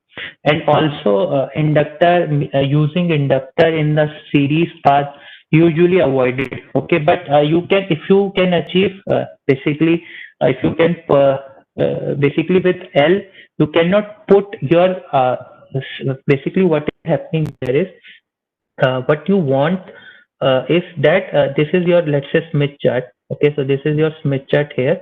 So I am answering the question is that somebody is asking, can we use L in place of R at gate side to make PA stable? So what is happening here is we have basically a Smith chart, and we have some stability circle here. So what we want to push it out of the Smith chart, we want it to push it out so that all the region inside the Smith chart becomes stable. So this thing you cannot do with the inductor. Okay, so inductor, if you use, that will act as a basically part of ZS only. Okay, so that will change with frequency. Okay, so this will change with the frequency, and it cannot shift it out. It cannot shift the stability circle out of this Smith chart for a practical scenario. Okay, so that's why you have to use a resistor to basically attenuate the gain. What is basically instability? Instability actually means is that at these points the gain is very high. For which frequency the transistor is unstable, at that point the gains are very high. So basically, to attenuate gain, you require I would say you actually require to use the resistor only. So it you have to use resistors. You cannot do it with inductor. That too in series. No, no, no, at not at this side. LNA, when we talk about LNAs, LNA low noise amplifiers, we do it by putting a sort of like inductor in the source. This gives basically a source degeneration thing. And what we also do is we try to make S1 to 0. Okay, so we try to make S1 to 0 by providing a feedback network. So we cannot use L for getting stability. Okay, so this inductor cannot make stable. So these are basically two topologies that we generally uses LNA to make stable, because in LNA we want to avoid resistor. We do not want to put resistor in LNA network. So in those network we try to achieve stability with this topologies, but we cannot do it for the power amplifier, because in power amplifier a high amount of current will pass through the source, and this inductor will not be able to handle that current. Okay, while in LNA this current will be very small, so we can use inductor at that point. Okay, so basically these all are the constraints. So in the very first lecture I told that the governing factor, one of the governing factor of RF design circuit is power handling also. Okay, so while designing, tomorrow I will discuss all this thing. Okay, so how to choose, why we always try to avoid inductors. Okay, so basically inductors, making an inductor is always a I will say a tricky task. Okay, so first of all it is a tricky task, and once you make an inductor, its current handling will be very small. Okay, so you cannot use the inductor at those points where the current is gonna be high, otherwise your inductor will burn. Okay, so that's why inductor are generally basically tried to be avoided, but somewhere or the other you have to use it. But wherever we use it, we try to use it where it can basically be handled the power and stuff like that. For as a matter of fact, for a power amplifier, the most common technique that is used to stabilize the power amplifier, rather I would say for unconditional stability, we use this topology. This RC topology is usually used to make transistor amplifier while making power amplifiers. Okay, so for making power amplifier, this RC technique is used. So if you study research papers, you will find this RC network everywhere. Okay, so as you know, this RC network can be avoided if you are just want to prove your any basically design technique.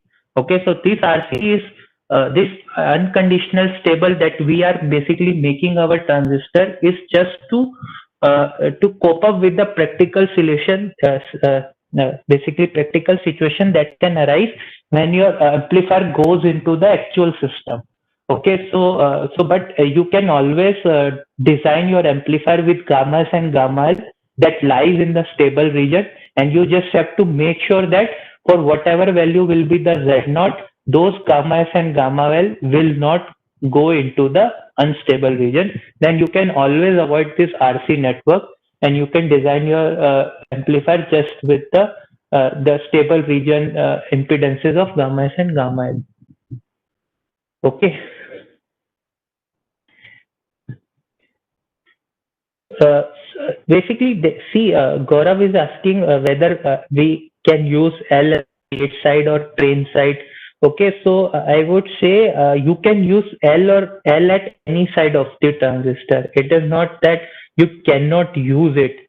Okay, what are basically practical problems that may arise when you use an inductor is that the first of all, it is a very large. Okay, implementing a transistor inductor of a value, you require a large size. Okay, so it will always occupy a big size. The first problem is that. The second problem is, so you always try to avoid inductor if you can use instead of inductor some other thing. Maybe it is transmission line or some with some other factors. If you can incorporate with inductor. So I already told that with shorted transmission line, okay, shorted stub, you can always implement inductor. So sometimes you use this shorted stub to implement inductor. So inductor is usually try to be avoided, but it is not a rule. You can always use inductor anywhere. It is just that it should be able to handle the situation there. So it might possible if you are using drain side, your current is very low that your inductor can handle. So you can always use inductor. Okay, it is not like that you cannot use inductor in your matching network or in your biasing circuit. You cannot use, but it just make sure that the size is not basically, let's say for power amplifier you have a specified size, and by putting inductor your size is you are not able to meet that requirement of size. So you have to basically change it from the inductor and use something else, or you have to basically design otherwise design inductor in such a way so that it can fit into that size. Okay. The other thing is that it might possible that the power handling is required at that point is, let's say maybe a 700 milliampere, and the current handling of your inductor is 400 milliampere only. So you cannot use inductor at that point of time, or either you have to increase the current handling or you have to choose some other topology so that you can avoid inductors. Okay, so I will tell you tomorrow that instead of inductor, what we use generally, but there are some situations that we cannot avoid inductor, especially in case of LNA. And as you know that in LNA, the power requirement is not there. So you can always use LNA. But in power amplifier, power handling capability should be very high.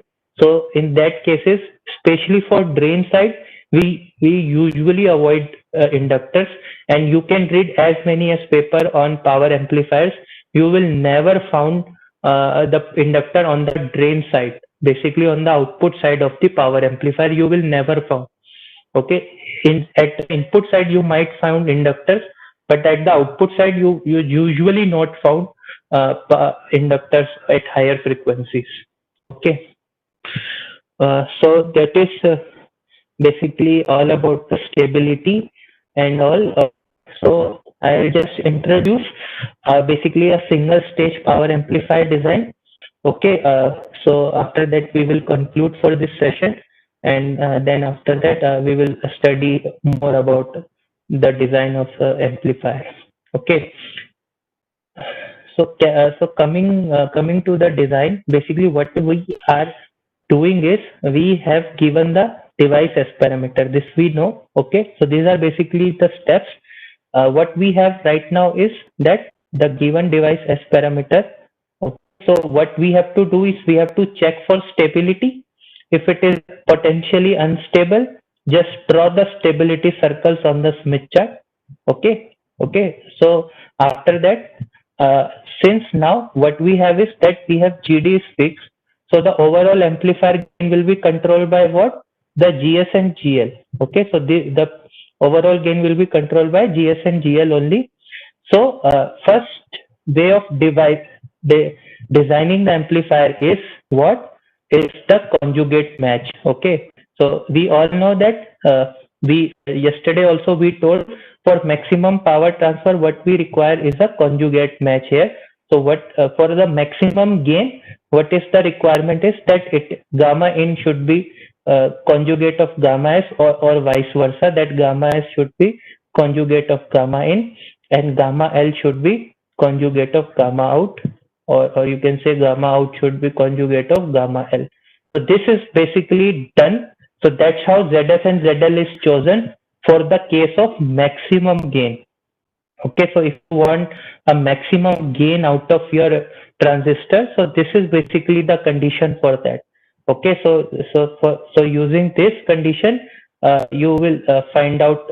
So basically, what is happening here is you, as you know, Zn is basically gamma in is dependent on gamma L, and gamma out is dependent on gamma S.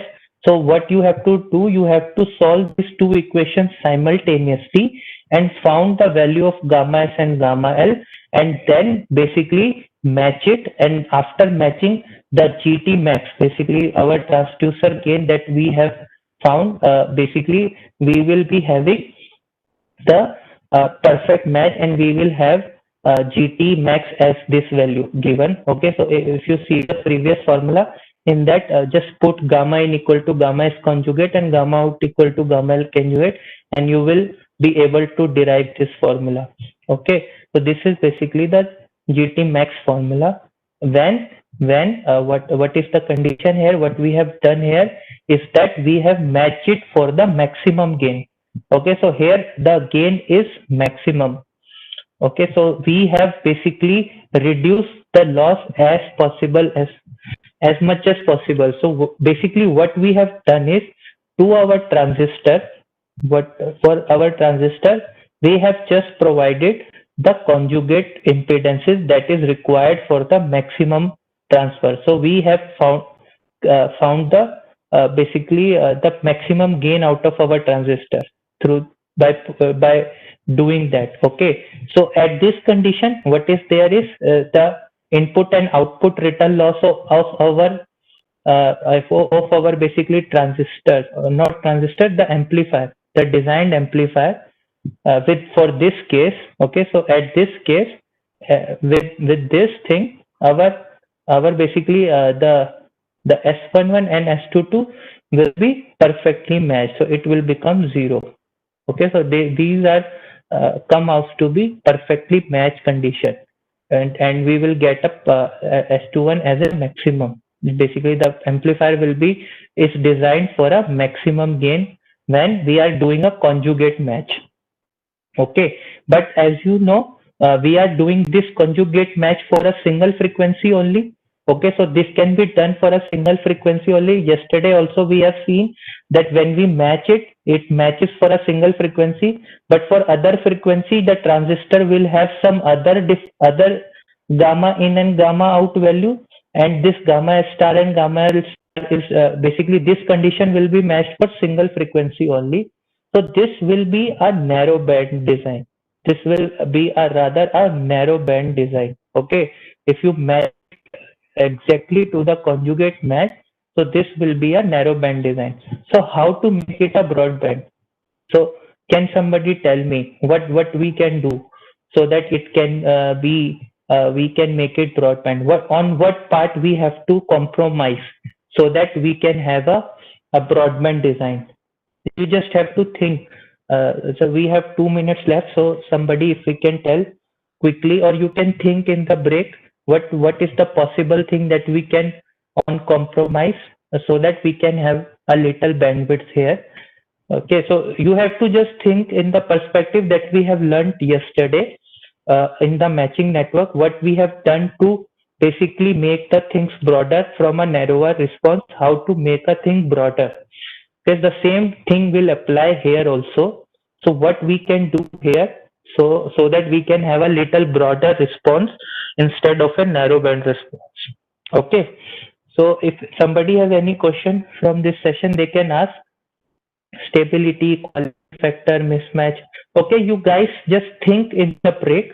After the break, I'll ask you, and I'll see. Okay. Or meanwhile, in the break also, you can send your replies.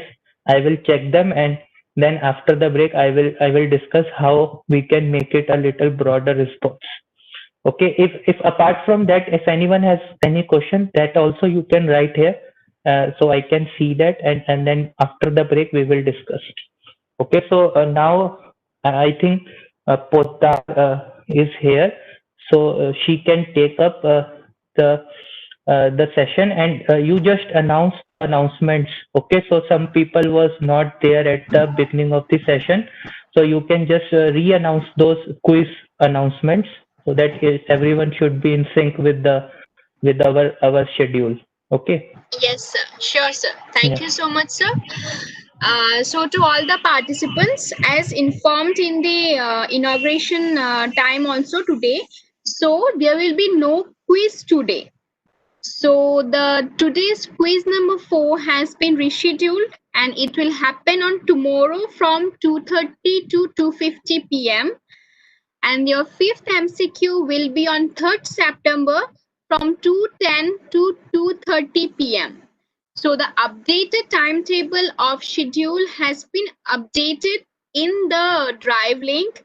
So you can check in the announcement page, and also you can check in the quiz link, MCQ link. So in both the pages, the details are updated. So please be ready for tomorrow, and please note that there will be no MCQ today. And some faculty was also asking so whether any changes are there in the afternoon session of today. So it is to notify that so the sessions will be as per the timetable. There is no changes in the session timetable. Only the timings of the MCQ 4 and 5 has been changed, and the same has been updated in the drive. So we request you to please keep checking the drive link. Thank you. So thank you, Ashish sir. So we can resume at 12:15.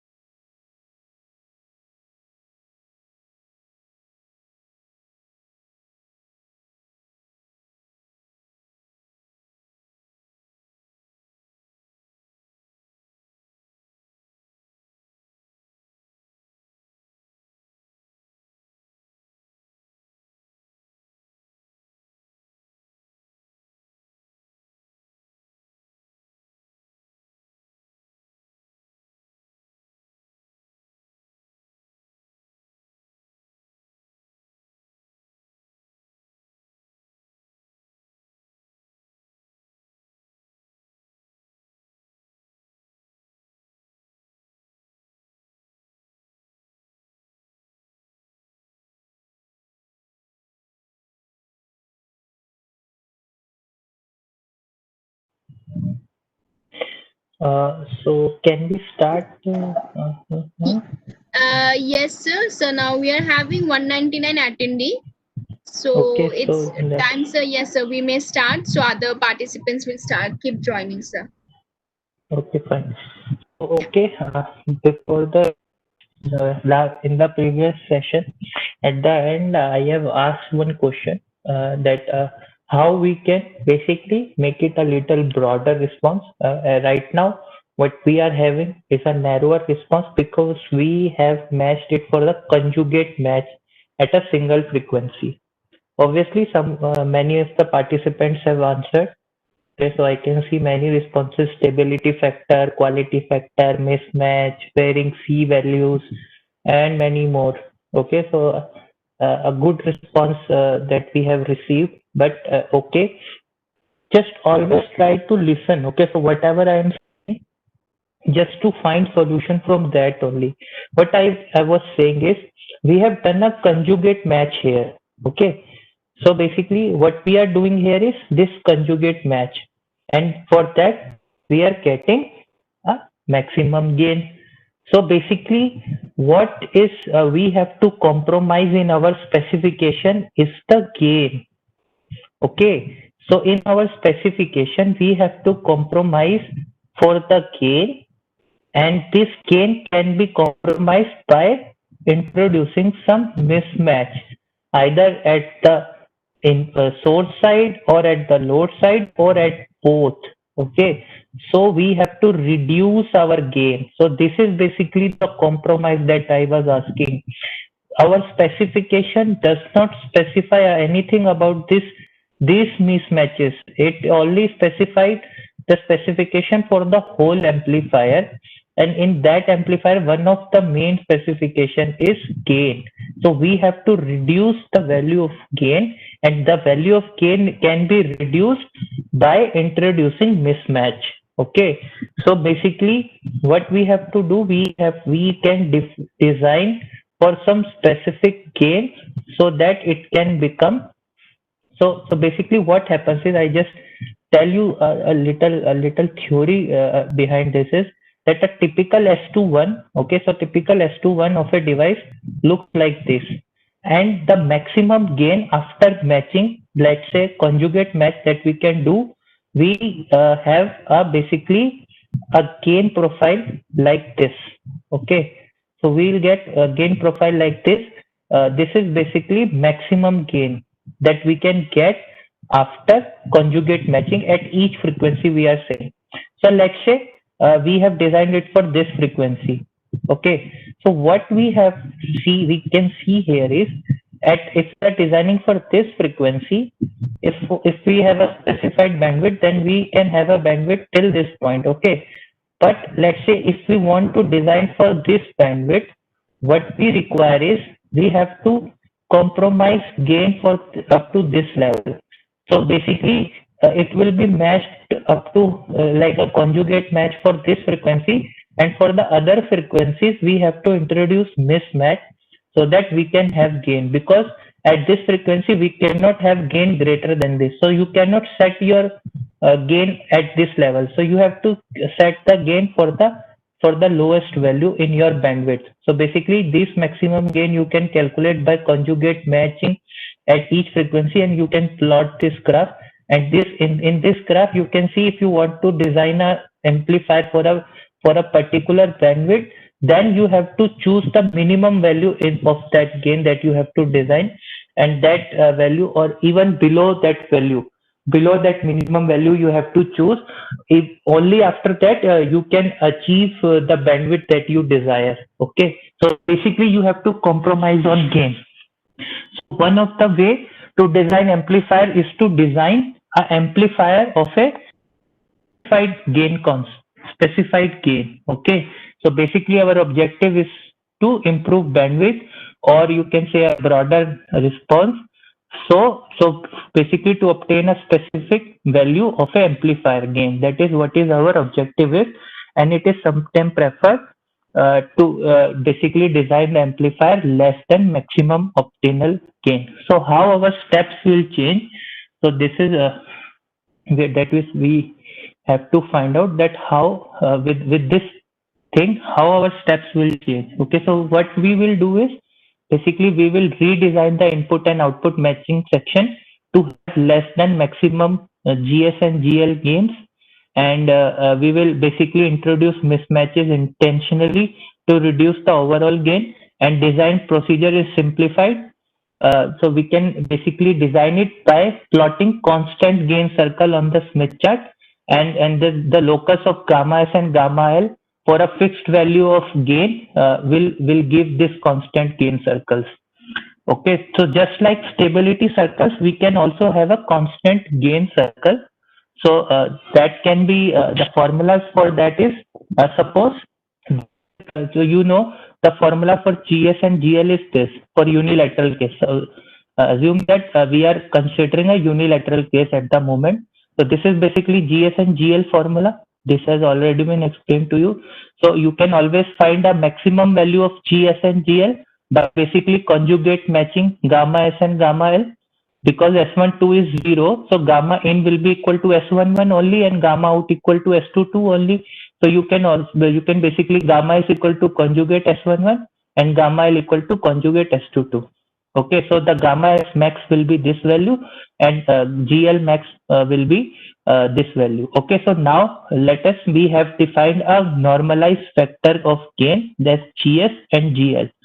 So GS here, capital GS here is basically nothing but at of which gain you want. Okay, so which gain you basically desires out of this GS max. So whatever gain you require, so you can calculate this factor GS or GL using this formula. And with this GS and GS values you got, you just put in these values. Okay, so these are the formula for constant gain circles. So when you found these values, you can just put GS and GL in this, and you will able to calculate output gain constant circle and input gain constant circle, and you using this formula. So for this, let us just see an example here. So it will make you understand more. Okay, so basically, this is an amplifier. What we require is we want an amplifier that has a gain of 11 dB at 4 gigahertz, right? So basically, we want to design a amplifier that has a gain of, let's say, around 11 dB at 4 gigahertz. So it is so rest of thing you just ignore what is written in the question. Let us come to the problem only. So what we have right now here is the S parameters of the device it is given. Okay, so these S parameters belongs to the transistor. Okay, so as you can see S12 is 0, so we are considering a unilateral case here. Okay, so we have S11, S21, S22 at 3, 4, and 5 gigahertz. Okay, so this is basically a typical S parameter looks like for a unilateral device. Okay, what is done here is we have calculated the GS max, GL max like this. So we have got GS max as 3.6 dB. We have got GL max as 1.9 dB, and the S21, if you can see here at 4 gigahertz is 2.5, and from 2.5 if you calculate, you will get GD as 8 dB. So when you add all these three, you will get around 13.5 dB. So at 4 gigahertz, you can get the response with this 13.5 dB gain. The maximum gain that you can get at 4 gigahertz is 13.5 dB. So basically, this is 2.5 dB more than what is desired. So desired is this 11 dB only, and what you can get maximum at 4 gigahertz is 13.5. Okay, so we have around 2.5 dB more than what is required. So what we can change here is we have GS max, we have GL max. Okay, we can basically reduce 1 dB from this and 1.5 dB from this. We can reduce 2.5 dB from this also. We can reduce 1.9 from this and zero point 0.6 from this. So you can play around with GS max and GL max and see for what value you can get the best response in your final output. Okay, so that's how this is basically the trade-offs, or you can say this is how you match or you achieve your specification. These are the trade-offs you will find anywhere, everywhere, whenever you are basically designing the any circuit. So these how this is how you basically play around with the trade-offs. Okay, so basically you are intentionally giving the miss so that you can have a broader response at the frequencies. So or basically it is what you are able to get is 13.5 dB gain, but what is required was 11 dB. So basically to ease out our life, what we are trying so that we have a broader response. So basically we have to introduce mismatch either at the input side or at the output side. Okay, so this is basically the idea. So you can see here.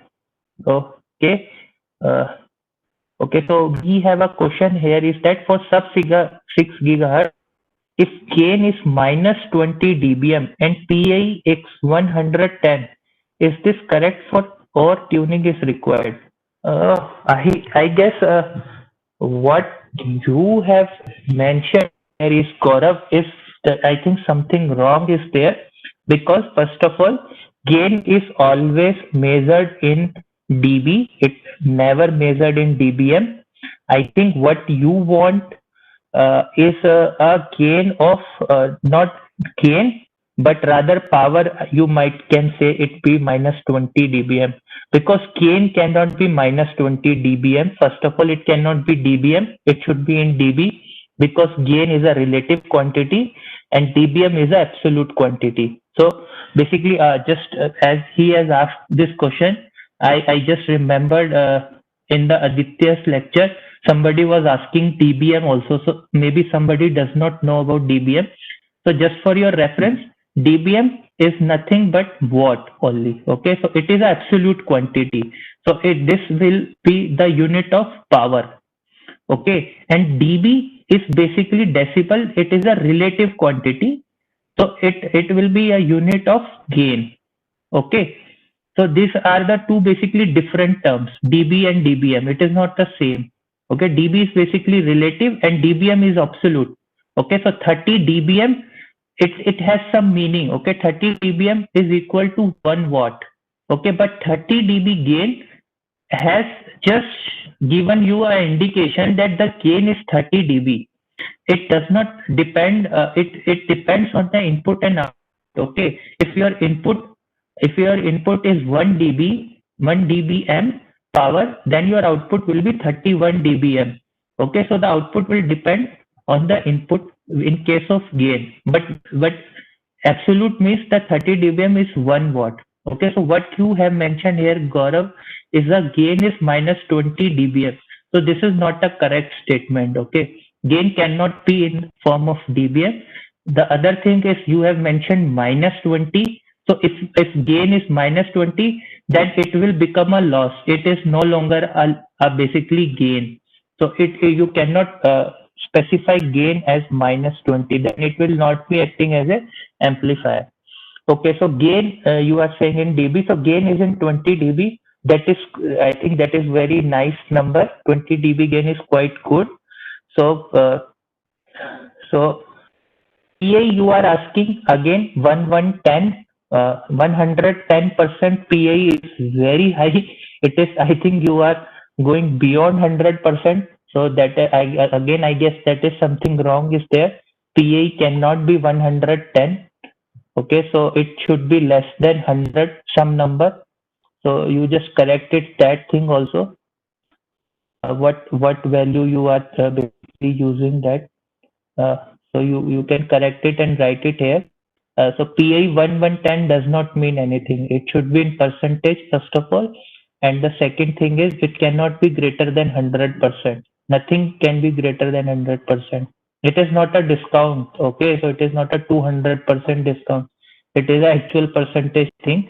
So you cannot get greater than 100%. Basically, you have to follow that basic principle that energy can neither be created nor be destroyed. It just changes the form of energy. Okay, so your output energy cannot be greater than your input energy. So your efficiency can never be greater than 100%. Okay, if your efficiency is greater than 100%, then you understand that you have basically created a source of energy, and you will be like an I don't know what everyone will call you that, because creating a source of energy is itself something, because you are giving one and you are getting 1.1, so it means you have basically created a source of energy that is not possible. Okay, so you just look into your specification once again, and rewrite your question. Okay, so coming back to this, we have GS equal to 3 dB. We have chosen GS equal to 3 dB, GS equal to 2, GL equal to 1, GL equal to 0. We have plotted for basically for these four values, we have plotted circles, and on this circle, for GL max, we have gamma L. For all this gamma L value, we have GL value equal to 1. Oh, okay. And for these values we have GL equal to 0 dB.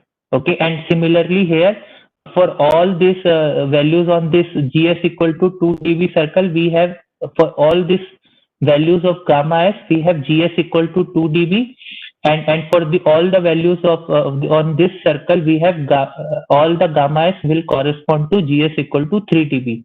So you can see for GS max we have only one gamma S, for GL max we have only one gamma L.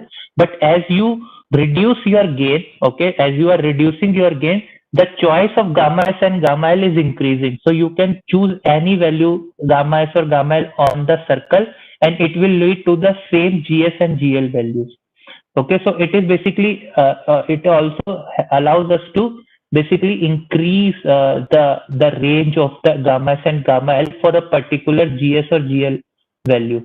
Okay, so this is the and what is desired is that we always choose gamma S and gamma L as close as possible to the 50 ohm, so that mismatch will be less.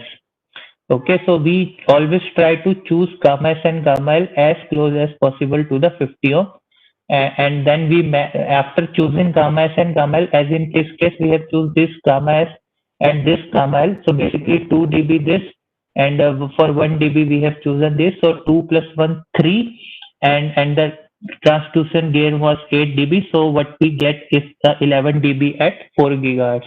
So when we design this thing, so we will have a little broader response. Okay, and we have chosen gamma S and gamma L from this. So that's how we choose gamma S and gamma L for a specific gain circle. Okay, from a specific gain circle, that's how we choose our gamma S and gamma L. So now you just have seen that how basically in the initial part of the session I just told that we have to find ways to choose ZS and ZL to meet our specification basically.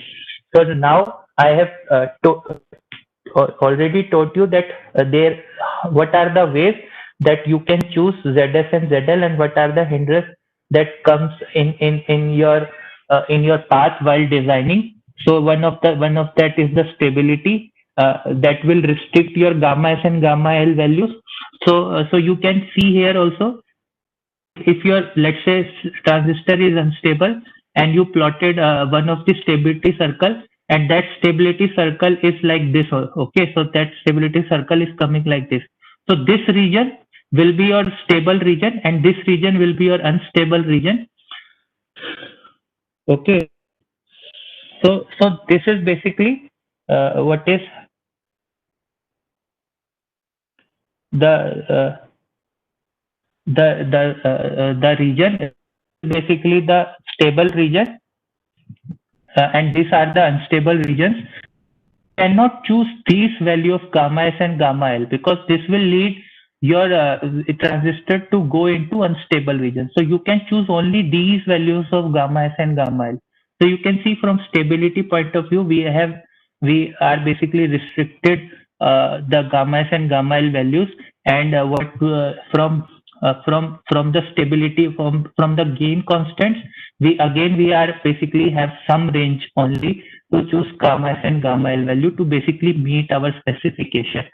Okay, so that's how we choose the value of gamma S and gamma L based on the restrictions and on the specification. And after once we got the value of gamma s and gamma l, we can always design a matching network that we have discussed yesterday, and we can basically our amplifier is ready. Basically, this is transistor, this input match, output match, and our basically the transistor. This from transistor we have made an amplifier out of it. So that's how basically our amplifier is designed. Okay, so this is basically the process of designing a power amplifier. Okay, so this is there. Okay, so coming to the another concept is that still now what we have assumed is the S12 is 0. Okay, so if S12 is not 0, we cannot directly define the gain, okay, GT gains, because S12 will also play a role. So for that matter, we define, first of all, we define some few terms, that is P in, PA. P in is P input power, that is basically the power that is inputted to the matching network of the transistor. So basically this is transistor, what power that is input to the input matching network. PA is basically power delivered to the load or the output matching network. Okay, so what power that is delivered to the output matching network, that will be PA. P available from source will be PAVS, that is called, is basically the special case of P in, when basically this P in become PAVS when this gamma in is conjugately matched to gamma S. Okay, so when assuming that this gamma n is conjugately matched to gamma S, then this P in will be equal to the power that is available from the source, and basically the power that is available from the transistor here, that will be basically this will be the case when gamma out is conjugately matched to gamma L. Okay, so these are the basically four terms that will introduce these three type of gains that you can come across when you might be reading the literature. First of all is the transducer power gain, that is GT. It is nothing but PA and upon PAVS. Okay, and the operating power gain is GP, which will be the PA upon P in, and the available power gain, that will be the PAVSA upon P available power. Okay, available power from the source. So these are the basically three power gains. So it is just the definition. Okay, so you can read it, and you can. I just have introduced it here just for so that if you read it in from the book, you don't find it like what is it is defined. So it basically is that with S12 not equal to 0, to define the gain. So it is defined. The gain is defined with this in this three fashions. So get the transducer power gain, operating power gain, and available power gain. So it depends on the conditions. Okay, so operating power gain means that your gamma out is conjugately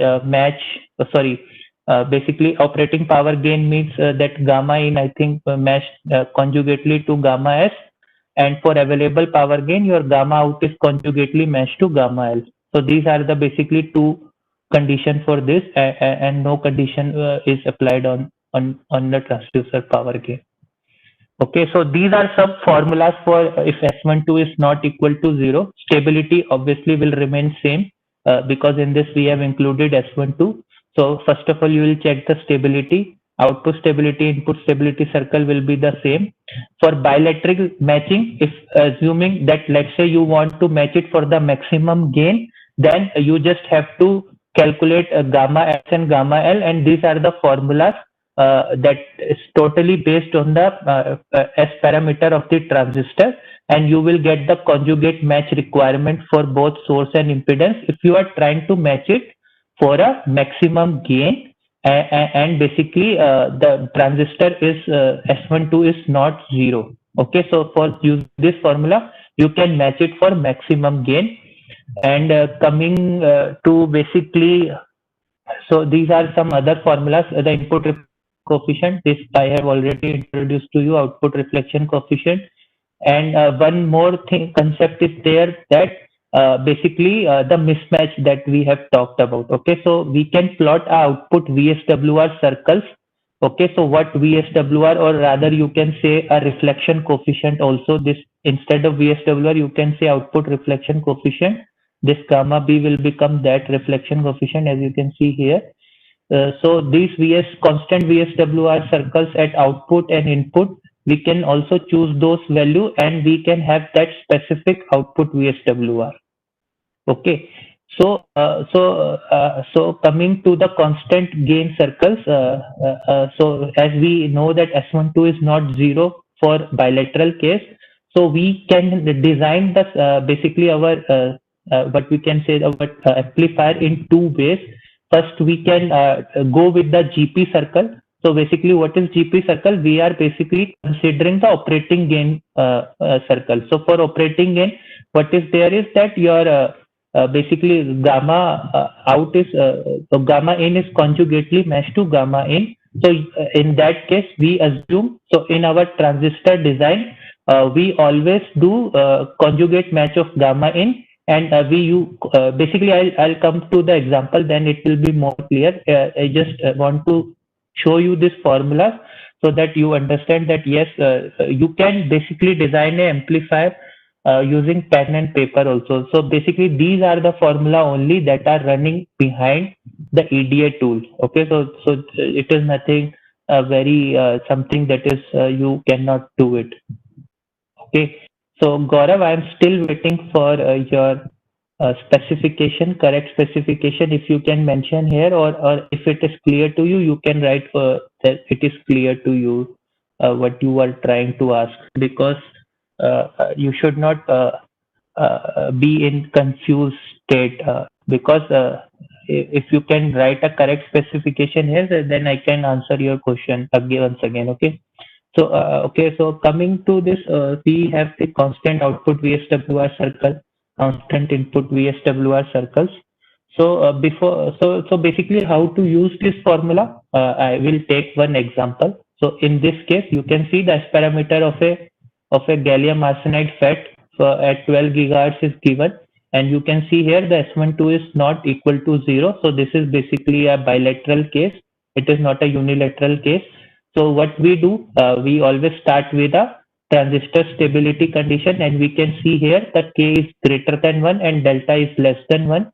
So basically, our transistor is unconditionally stable at 12 gigahertz. Okay, so for basically for the maximum gain, we will calculate gamma S and gamma L from the formulas given to us. Using this S parameter and those formula, we can calculate gamma S and gamma L. Those values comes out to be 0.71 angle minus 40.45, and basically these values you will get gamma S and gamma L. After that, you basically calculate the value of GA max. Okay, so we are basically following the available power gain approach. Okay, uh, so we are using the available power gain approach here. So the maximum available power gain associated with this transistor is given by this formula. This formula you can see here. I think it is given here. Okay, so it is not. Uh, So I have just received a message here that we are facing some problem. So I just want to make sure, am I audible to everyone? Or my screen is visible to all of you guys, or any problem is there? Because I just just reflected that some problem is there. So I just want to make sure slides are visible and my voice is also audible.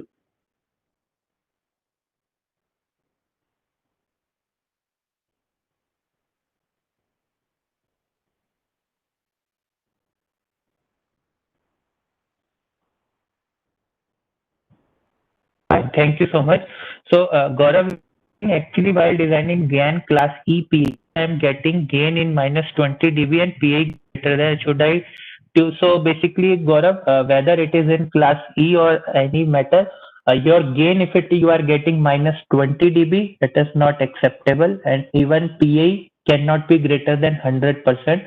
You must be doing something something wrong there. Okay, maybe you are not calculating your PI correctly, so you have to basically relook into your design. Okay, so even with class E, you cannot get greater than PI greater than 100%. That is not theoretically possible also. Okay, so practically it is not possible. Even it is not theoretically possible getting PE greater than 100. So okay, so that is basically question that is specific to your design. So you can always basically you just have to recheck your design and the calculations that you are doing. So you might be able to resolve it. It is nothing. Sometimes when you are using a tool, it sometimes happens that you connect something wrongly and it gives you wrong answers. Okay, so tomorrow I might give you some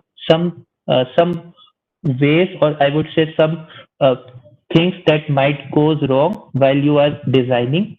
So I will give you that aspect also so that you can check at your end. Okay.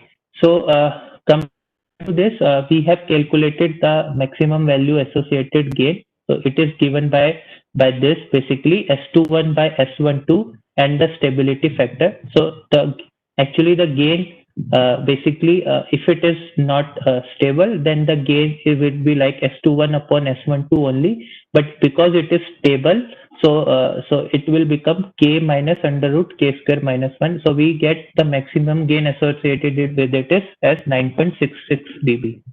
So let's say we want to design a amplifier with a gain less than 1 dB than the maximum value, that is 8.66 dB. So for this gain, we can always calculate CA/RA from the formulas given.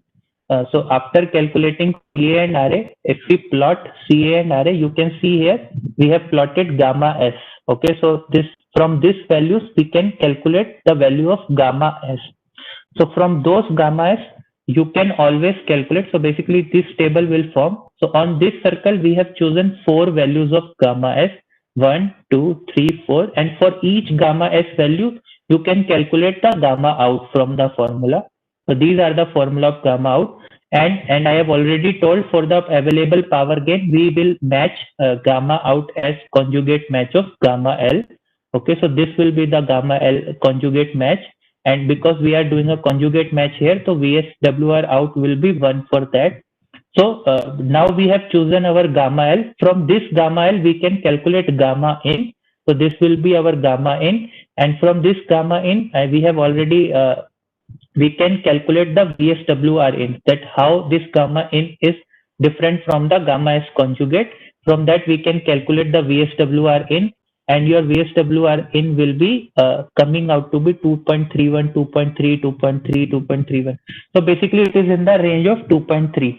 And once I think I told you guys that generally the acceptable range of reflection coefficient is minus 10 dB.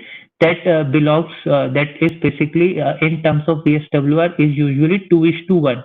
So here we are getting the VSWR at input as basically what we are getting here is input VSWR as less basically greater than 2. So this is not as per our specification. So what we will do is we have to basically introduce a little mismatch here, so that this VSRW out can be little higher, so that it can come down a little. Okay, but keeping this basically constant. Okay, basically keeping this gain constant. Okay, so that is basically there. So what we do is we basically calculate VSWR out circle 1.5, and we plot it. Okay, so for VSWR 1.5 value, we plot for each gamma L.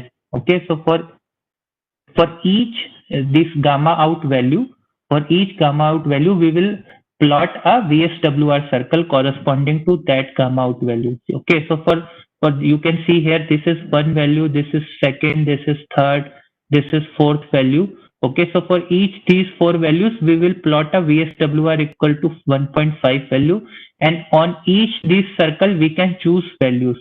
So on each this circle, we will choose four values. So as you can see here, okay. So first of all, we will choose gamma s from our constant gain circle. From this gamma s, we have calculated gamma out. Okay, so on this gamma out circle, we have drawn constant VSWR circle, VSWR out as 1.5. Okay, so from this 1.5, we have chosen four value on this circle, four values on this circle, four values on this circle. Then for each gamma L, we will have a gamma in value. And for each gamma N, then we will have a corresponding VSWR value. Okay, so you can see from this table that we can choose the minimum VSWR, that is coming out to be 1.87 here. So basically our gamma S will become 0.421 and minus 67.96, and gamma L will become 0.5, sorry, basically 0.327 angle minus 49.3. You can see we have found a gamma S and gamma L, for which our VSWR at output becomes 1.5, and at input the VSWR is 1.87. Both of these are less than 2:1, and basically gain we have got as at 8.66 dB. Okay, so basically you can see that how the trade-offs we are making. So anywhere, if we want to improve something, we have to compromise on the other thing to basically improve that particular part of or you can say that particular specification of your amplifier, so that you can get a reasonable specific. You can achieve all the specs of your amplifier. Okay, so that is the way how you proceed with the amplifier design. That these trade-offs can come between anything. Okay, right now you can see this the trade-offs that we have seen is in between the return losses, basically VSWR, output at input, and the gain. Okay, so these trade-offs can be between power and gain, power and return losses, power and power and efficiency also, maybe power and the size of the of your power amplifier also. So these are the basically, uh, I would say, these are the basically the trade-offs that will always come. It can come basically power and the linearity also. In case of communication design, what you always face is when you are designing that will be a communication application, and that communication application, what you require is that you also want power, but you want linear power, and that linearity comes at the cost of efficiency. So either you can make a efficient amplifier or you can make a linear amplifier.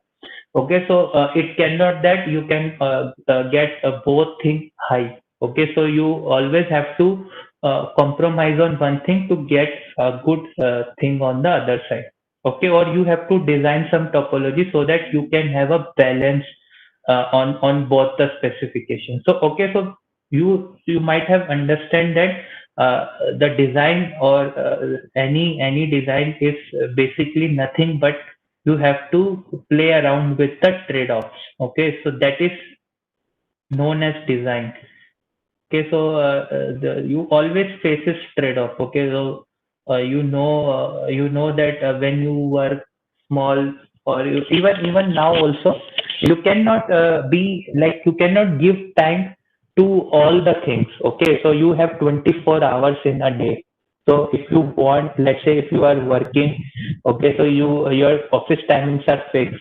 So you have to devote time there. If you are devoting time there, then you cannot be at home at that time. So basically you are compromising on that.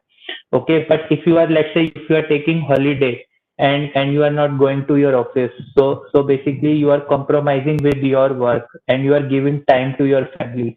So it is not possible that you give 24 hours to the office work and you say that yes, I am giving time to my family also. It is not possible. So you have to bring balance, so that you can say that yes, I am giving a time, quality time to my family also, and I am giving quality time to my office work also. So you have to basically trade off that how much time is required for a family and how much time I have to devote to my work.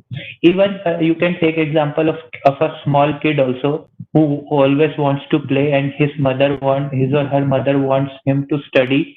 So if he's studying, that obviously at that point of time he is sacrificing the play, and when he is playing, he is obviously sacrificing his studies. So it is not that he has to study for the whole day, and he has to, or it is not like that he can play for the whole day. It is basically he has to decide, or someone has to decide for him or her that what is basically, you can say, a good optimum time for playing and good amount of time that is required for studying. So he has to create that trade off. Okay, so that will bring balance in his life. Okay, so I am not like that person who will say that you always study, study, and study. I always encourage that everyone should have at least one hobby in his or her life, whether it is any sports or any creative, any creative work, any dancing or anything. He should have one hobby, at least one hobby. If more than one hobby, it is always a plus point. Like at this point, I'll just share one experience quickly. I'll share one experience when I was doing my BTech from IIT. So what my impression was when I was going to the IIT, that since the IIT exam, JEE exam is very tough, so everyone there will be like a studious person only. Okay, so nobody will play on. Everyone will study and will talk about study only, and they always talk about Einstein theory and like stuff like that. But the truth is actually totally different. It is not like that. The, I have seen that talents in IITs like hell. Okay, so I think there are students from IIT Guwahati also in this session. They can relate to this story also. You can see, you once visit the inter IT tournament, okay, you will see the level of the basically level of sportsmen is there in the IITs. Okay, you can see, you can find a national level player of table tennis there, national level player of swimming here, national level player of badminton. So it is not like that they are just good in studies. It is just that they have balanced it so well that they are also excelling in studies also, and they are excelling in the other curricular activities also. There are many dancers, they just like dance, like their dance is so good. Creativity about painting, any art. So you found many clubs in the IIT. Okay, so in IIT, a student is recognized not by their CGPA. Okay, so they will recognize by the fact that for how many clubs he is a member of how many extracurricular clubs he is a member. So by that his personality is defined. It is not that he is getting 10 CGPA, so he's a pro person. No. So with 10 CGPA, if he is a member of at least two three clubs, let's say cricket clubs, dance club, or maybe art club, or maybe painting club, then he will consider to be a good person. Not like that he is just doing great in studies. Okay, so there also you need, I would say, a trade off. Okay, so you just cannot study, or you cannot just play. So you just have to make those trade offs. Okay, so here uh, you have to bring that trade off in your life. Then only, even if you are thinking that okay, let's take example of a cricketer. Okay, let's say you are saying, okay, Virat Kohli is not good in studies, let's say, so he is doing well, but just understand this thing. On not only playing cricket is not enough. You need that sort of level of intelligence also, so that you can read the cricket at the field. Okay, so that is the difference between the Dhoni and the Kohli. Okay, so that's what I feel. Okay, you might be different, maybe differ my opinion, but that's what I feel is that that is the difference between intelligent, basically who is giving importance to everything. Okay, so it is not the importance in there is that Kohli will make 100.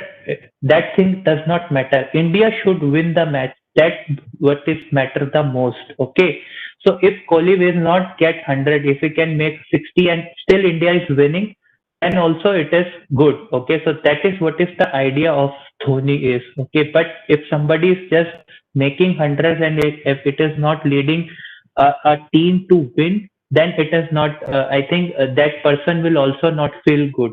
Okay, so there also the trade-off will be different. Okay, there the trade-offs are different.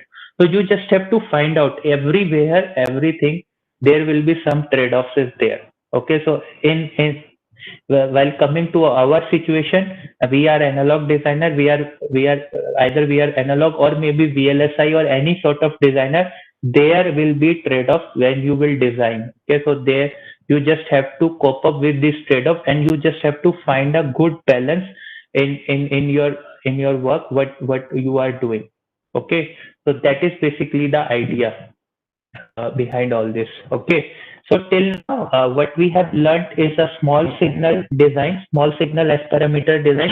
With this, we can design a linear amplifier. Okay. So what will change when a non-linearities come into picture of a device? Okay. Still now, what all we have considered is basically based on a S parameter, and we all know that S parameter is basically is only valid when the device is linear. Okay. So what happens, and what happens when the device becomes non-linear? How we will characterize those non-linearities? How we will define those non-linearities? How it will affect the performance? What are the factors that we have to take into account for designing? While designing, how we can take into account those factors, and also what we have learned till now, how we can use this concepts and those concepts, and we can design a final product that can handle the non-linearities also and the linear part also. Okay, so this now for the coming section we will see that. So first of all, let us say we will have a general nonlinear device here. Okay, I suppose nobody is asking questions or nobody is having any question. If somebody has any question, just write it in the Q&A section. I will resolve that if I answer those questions. Okay, so you can send question at any point of time. Okay, so now coming to the nonlinear device. So let us suppose this is a nonlinear device. We have been having a nonlinear device or maybe a network here for that matter. So basically, what is there is when we are inputting a voltage Vi, we are getting output voltage V naught. That is basically something there. Okay, so in linear case, Vi will be equal to A times V naught. Okay, so this Vi will be equal to A times V naught only. So this is basically linearity. It is just a scalar multiplication. Sorry, V naught will be equal to AVI. Okay, so it is just a scalar multiplication. But in non-linear case, what happens is, so before that, I just want to introduce something is that this V naught value will become non-linear at two stages. That is at very, very low level of Vi, so that it become comparable to the noise levels. Okay, so this noise level we will study on day 9. But what just consider there are noise levels present. So if this Vi input goes beyond this noise level, then also this basically this device will not, the output it will give will be lost in the noise. So the output will be the non-linear. Basically what you are giving as an input, you are not getting as a output, as a linear output. Okay, so first non-linearity comes because of this when Vi is very, very, very, very low. And the second nonlinearity comes when Vi becomes that high, so that the other components of basically harmonic, you can say frequency component, starts generating of V naught. Okay, so you understand these two statements. that first non-linearity come when Vi is very small, so that its level becomes comparable or even less than the noise that is generated by a component or a network. And the second is at the high power levels of Vi, so that the V naught starts generating its harmonic components. Okay, so these are basically the two non-linearity from a network. So so the linear range is defined basically in between these two levels. So higher power level and low power level, and our linear range is defined in between these two. So this is basically the dynamic linear range of a nonlinear network. This is also a term if you are going for an interview of a RF designer. So somebody can ask you what is basically the dynamic linear range of a amplifier. Okay, so you can define it in this way that for a very low power levels and very high power levels, we have a nonlinear response from a network. So in between those levels, we will have a dynamic linear range for a amplifier or any nonlinear network. Okay, so this effect set a minimum and maximum realistic power range that is called dynamic range, for which a component will operate as desired. Okay, so this is basically a theory about nonlinear. So at higher power levels, basically when Vi becomes higher, so this is the response of V naught is approximated by a Taylor series. That is, it will have A naught plus A1 a Vi, A2 Vi square, and A3 Vi square, like that. And you can see here that this A naught will be a DC output. Okay, A1 will be dV naught by dVi. It will be the actual gain that what we desired. Okay, so this is the that frequency component that we desired, and A2 will be the squared output. Okay, when we square the input, what will be the gain for those values? Okay, so this is basically the response that we got out of a linear network, and it is approximated by a Taylor series. This is just for those who love mathematics. So what we are interested in is basically this thing. Okay. So first thing that first characteristic of a nonlinear device is the gain compression. Okay. So this is first. This is the first characteristic that you have to define if you are defining for a let's say amplifier that is going in a nonlinear region. That for how much gain that has been compressed for that amplifier. P1 dB, P3 dB, how much basically how much gain from its linear range has been compressed, so that you can define that yes, this amplifier is basically, I would say this amplifier is now in this much nonlinear region. You can say that. Okay. So to find out what is there is, let us suppose we have input voltage as this frequency V naught cos omega naught t. Okay, so the output will be as per the Taylor series will be A plus AV cos omega t plus AV square cos square omega t plus AV cube cos omega t, and so on. So now when you solve it, what you will do is you just basically convert this cos square omega t in terms of cos omega t. Each term, okay, this also into cos omega t term. When you do it, and when so what will happen is this will become 1 plus cos 2 omega t by 2. Okay, so in that form it will form. So basically you have to convert you have to basically remove this power. So with square it will come 2, with this 3 omega and some terms of 2 omega also. And when you rearrange all those things, you will get the final this value here as that A naught plus half A2 V naught square plus A1 V naught plus 3 by A3 V naught cube as cos omega naught t, and cos 2 omega naught t term as half A2 V naught square. Okay, and similarly so go and so forth. Okay, so what gain we are interested in is basically the input voltage was V naught, and for cos omega naught t, basically this is our desired response. Okay, so this is what we desire. So we have AV1 V naught plus 3 by 4 A3 V naught cube, and when we solve it, we found the gain is A1 by 3 by 4 A3 V naught square. Okay, so this A3 this A3 is basically when you increase the level of Vi, this A3 will start coming into picture, and usually for amplifier this A3 value is negative.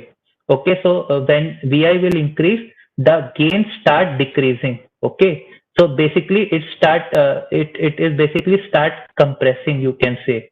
So basically you can see in this diagram here, when initially from let's say below this power level. Okay, so this is basically noise floor, you can say. Below this power you will not be getting any output, you will be getting only noise. But after this you will start getting, for each p in you will start getting p out. Okay, so it will be linear response. P in equal to p in. As you increase the p in, your p out will increase with a slope equal to 1. But after that, when the higher power levels start arising, your gain start compressing because of this factor, and as it is supposed to go with this path. Okay, but it start go to this path. Okay, so as when this is basically below 1 dB to this level, so let's say for this p in, the desired, if the amplifier linear in this range, that output should be this level. Okay, so this level should be the output, but what we are getting actually is this level. So this difference is 1 dB. So the gain at this point is called P1 dB. So basically power at this point is known as P1 dB. So that's how P1 dB is defined. Okay, so similarly you can define P dB also, P5, P2, P4, any sort of compression level you can define here. Okay, so the most commonly used in that field of communication is the P1 dB. We do not go beyond P1 dB for a communication power amplifier. But yes, if you are designing power amplifier for radars, you even go to the P8 dB, P9 dB. So you compress your power till 8 to 9 dBs, because there only power, that is what we matter, not the compression level. While in communication, with this we have introduced the non-linearities, which will bring the distortion in our signal, which we want to reconstruct. So that is not desired. So we want a linear amplifier over communication application. So for this, we will restrict our theory basically, so that we can design a good linear power amplifier, and we will try so that it will also have a good efficiency also, because I have already told you that there is a trade-off between a linearity and an efficiency. Okay, so but for communication we want linear amplifier, so that the message signal which is there on the carrier should not get distorted because of the power amplifier. While we are sending it, it should not get distorted. Okay, so for power amplifier for a communication application, we are interested in P1 dB only. We do not go beyond P1 dB. Okay, so this is basically the theory. Okay, so subscript is missing in the equation slide. I do not know, maybe it is because I have created a PDF, so it might possible those lines get subscripts got missing. So you can always write it. Okay, so these are formulas are easily available on the internet. I just want use this formula to basically make you understand the concept. Okay, so with this math, it is always easy to basically visualize what is happening at the basically what is exactly happening. Okay, so whatever is missing from the equation, you can refer the internet to find out the basically what is the actual values. Okay, so you can see here the first term basically represent the DC voltage. Okay, the second term basically what is our amplifier is amplifying, and the third or basically the other terms, that is the harmonics, that is also useful if you are using a mixer or basically multiplier kind of circuits. Okay, so we are right now discussing a general nonlinear network, not specified to a amplifier. So if you are basically making a multiplier circuit, then those harmonic components will be useful to you. Okay, so it is not like that it is always undesired to have a nonlinear network. Sometimes we do desire a nonlinear network so that you can basically upscale your frequency. If you want to design a frequency multiplier or maybe down converter or something of that sort, so for that nonlinear network are desired. Okay, so everything is basically have some application, but for power amplifier in communication application, we require a linear power amplifier. Okay, we need power also, but we need power in a linear region only. Okay, and what we require is the efficiency should also be high. So basically we will have to be we have to do some trade-offs in that. Okay, so first of all, we will see this thing we have already seen, that for a single tone input, this is known as a single tone input, in which we are inputting only a single frequency. We will getting a harmonics. So basically, these harmonics are usually quite apart from the fundamental frequency, and we can easily basically we can easily filter out this frequency by designing either a low pass filter or maybe a band pass filter, and we can easily eliminate this frequency that is not desired, so that it cannot interfere with our desired signal at omega naught, and it will not create any distortion to our main signal. Okay, so for a single tone input it is easily possible, but in communication, you all know that we do not have a single in frequency. Basically, in communication signals, what we have is we have a carrier frequency, okay, on which we have a message signal which create a bandwidth of that. Okay, so it will always have a bandwidth. This signal is always have a bandwidth which can be 20 megahertz or maybe 2 megahertz or maybe 100 megahertz, anything it can be. So basically, what you input to your amplifier is too closely input frequency that are closely spaced. Okay, that may be at f1 and f2. This is known as a two tone input. This frequency input is known as two tone input. So when you apply this two tone input to your non-linear device, so what you get after solving as a squared term is this value, basically, in which you can see we are having cos 2 omega 1 t, cos 2 omega 2 t, omega 1 minus omega 2, omega 1 plus omega 2. You can see this in this graph, that 2 omega plus 1, 2 omega 2 here, omega 1 plus omega 2 here, omega 2 minus omega 1 here, which we can easily filter out using a band pass filter. So we filter it out. Okay, so these second order product are undesired. Okay, so these are undesired in our response. We only want the linear terms. Okay, so these square terms are undesired, but we can always filter it out. Okay, we can always filter it out, and basically some if you are designing a mixer, then sum and difference product are basically the desired output. So then we can filter out these things. Okay, and we can get omega 2 and omega 1 minus 1, or we can get this response also. Okay, so these basically for the mixer, but for a filter we want this range, so we will get only this output. Okay, so this is basically the case of the square terms. What will be the case of a third cube terms, basically? So in cube terms we get 3 omega 1 t, 3 omega 2 t, that is okay, but we also got this 2 omega 1 minus omega 2 and 2 omega 2 minus omega 1.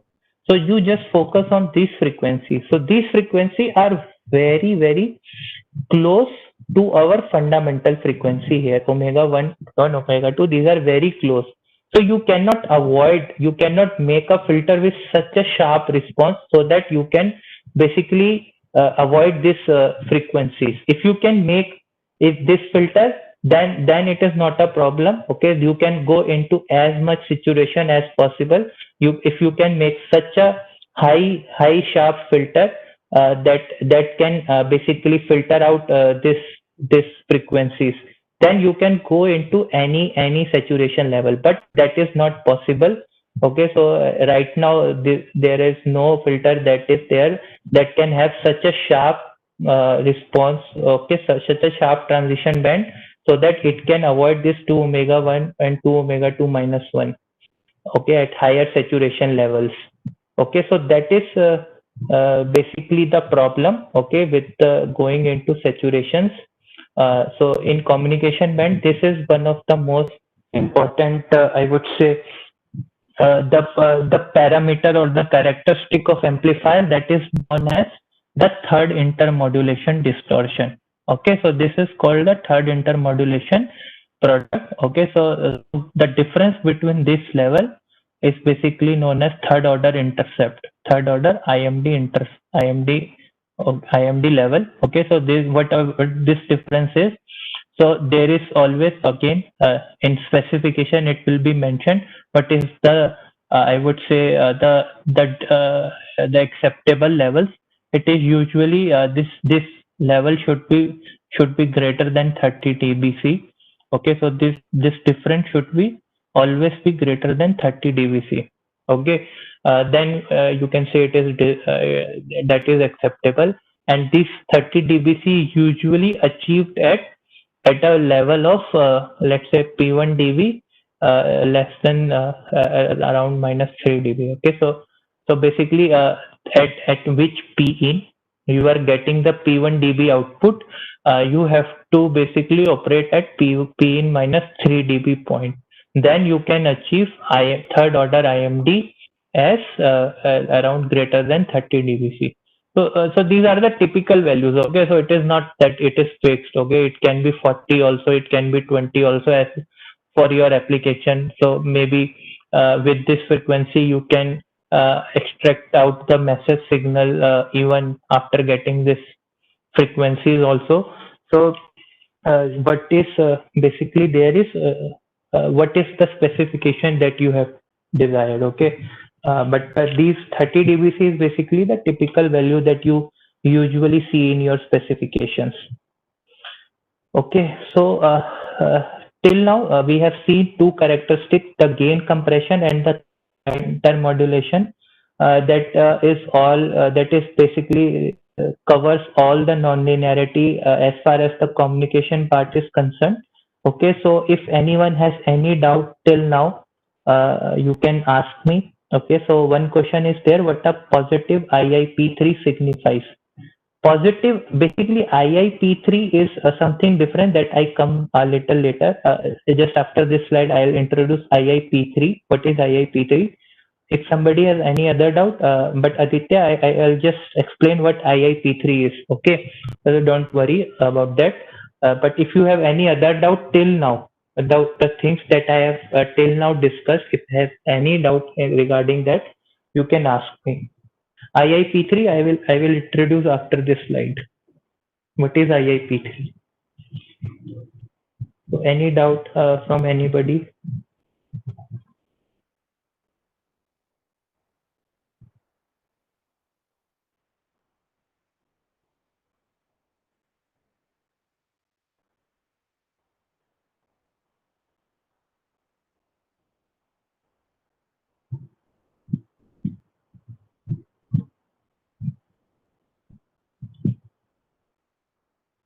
Okay, so I think no one has any doubt, so we can go ahead. Okay, so what is basically now we will define some terminologies.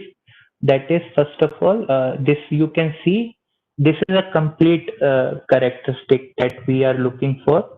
Okay, so first is, you can see the same response, the linear response. For the linear term, you will get this response. You can assume there will be a noise floor here. Okay, so when you start basically feeding P in to your device, okay, so you start increasing P in. Initially, you will not get any response. After certain P in, you will start getting linear response from your device. Okay, so it will start getting coming, and after certain P in, your basically this cubic response will also start emerging. Okay, so it will also start emerging, but they are very low values. But you can see here the slope of linear response is 1, but the slope of cubic response is 3. so it will rise very fast. Okay, so basically these are two non-parallel lines, so it will eventually merge at some point. Okay, so if you extend it, if you basically just extend these two lines, so it will basically you can say will intersect at some point. So this intersect point is referred to as the intercept point, or you can say a third order intercept point.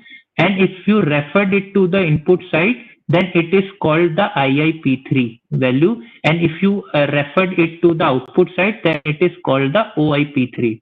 Okay, so you just make sure that P3dB is different from this OIP3. P3dB is basically when your gain is compressed by 3 dB. Okay, so basically G initial value is compressed by 3 dB. That is P3 dB, and OIP3 is that value when you basically extend linear response and your cubic response uh, hypothetically, and if you extend it, it will intersect at some point, and that point is known as third order intercept point. And if you refer that third order intercept at the output, then it is called the OIP3, and if it is the input, it is called the IIP3. Okay, so Aditya, your question, I think you have right now you have the answer of your question, that what a positive IIP3 signifies is IIP3 is basically a point that basically it should be as high as possible to have a linear response, because if it is very high, if it is IIP3 is greater, is very high, then you have a higher range for your linear response. Okay, so you always want your third order intercept to be as high as possible.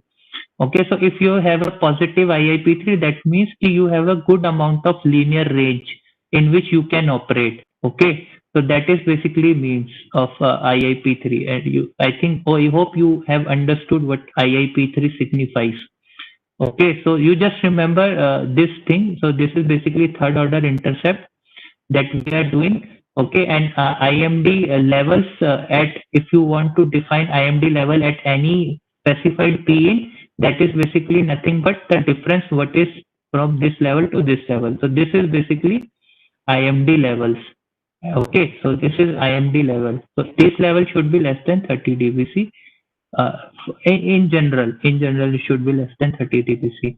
And the third order intercept, because we are extending it like hypothetically, we can never actually measure it. Third order intercept, we can only calculate it theoretically. So what we can measure is P1 dB we are measuring. So this third order intercept is generally for all the technologies, it is usually P1 dB plus 12 to 15 dB. Okay, so that's why we are always focusing only on the P1 dB only. Okay, and the IMD levels at particular P. So these are the two basically characteristics that we measure for power amplifier to see whether it is linear or not. Okay, so these are the two basic characteristics of a power amplifier that defines the linearity of a power amplifier. Okay, the P1 dB level and the third order IMD level. Okay, these are the two basically, I would say the two characteristics that defines the linearity of a power amp. There are other measures also, EVM and that sort of things are also there, but these are the two basic, I would say, the linearity characteristic that you can say. What minus 50 dBm Pin signifies? Basically, minus, I already told you. So there is a question that what minus 50 dBm PM, but this P equal to minus 50 dBm Pin signifies. So I have already told that dBm is watts. So basically dBm is basically absolute quantity. So minus 50 dBm will be basically 10 to the power minus 8 watts. Okay, so this is 10 to the power minus 8 watt, or you can say 10 to the power minus 5 milliwatt. Okay, so this is the value of your PUN. So the minus 50 dBm Pin signifies that you have input the power of level 10 to the power minus 5 milliwatt. So this much power you have input to your non-linear device. Okay, so this statement what you have asking signifies this. I hope it is clear to you, Gaurav. If you're not clear, then you can say again, or you can say okay, so that I if not, then I can further make you understand or give you some examples for that. Okay, so it is clear to you now. So going ahead, so these are so I so just to summarize, for linearity characteristic, for linear characteristic, we focus on P1 dB and the third order IMD level. Okay, so these are the two basic linear characteristic. Linearity of power amplifier is basically determined by these two characteristics, P1 dB and the third order IMD levels. Okay, so just to introduce, this is I have already told. Okay, so now since I have introduced P1 dB also, so for linear range, okay, so what we define is that for linear range, we will define that basically the P1 dB level and the noise floor level, that is N naught, that we have seen here, the noise floor level. So this defines our linear dynamic range. Okay, so this is some terminologies that people used to define while defining specs, that your linear dynamic range should be this much. Okay, so accordingly you have to design or choose your transistors. Okay, and the spurious free dynamic range is basically for low noise amplifier and mixer. The operation may be limited at the low end and the maximum power level by which intermodulation becomes unacceptable. Okay, so there, for some other applications like LNA and mixers, we have some intermodulation level that becomes unacceptable for those applications. So for that we have a spurious free dynamic range also. So, okay, so we see here, from here the intermodulation products start coming out. Okay, so here it has started coming, but for LNA and mixer we do not want this also. Okay, for power amplifier we are saying that okay, some levels of this is acceptable, but for LNA and mixer we do not want this one also. So for that we have defined a spurious free dynamic range. So basically this should also not come. This will become the dynamic range of spurious free dynamic range, you can say. Okay, so this is basically, these are the two dynamic ranges that you can define. The first is the linear dynamic range and the other is the spurious free dynamic range. Okay, so these are the uh,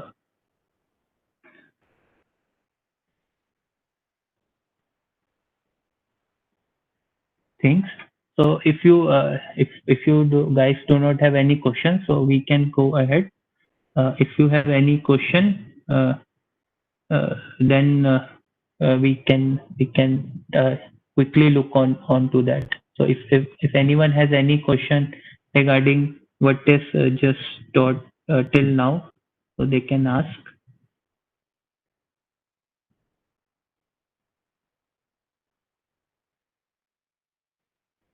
Okay, I hope it is get clear to you guys what are the characteristics and how from small signal we are moving towards the large signal also. So how the large signal characteristics we are basically characterizing here. Okay. So okay, so since there are no question, so now I just quickly tell you what is basically the device utilization factor is. Okay, so this is basically a typical response of any device, whether it is a BJT, CMOS, HEMT, any device you choose, any technology you choose, it will have this IV characteristic. Okay, so it is basically looks like this only, and it will have some things, that is basically it will have some knee voltage.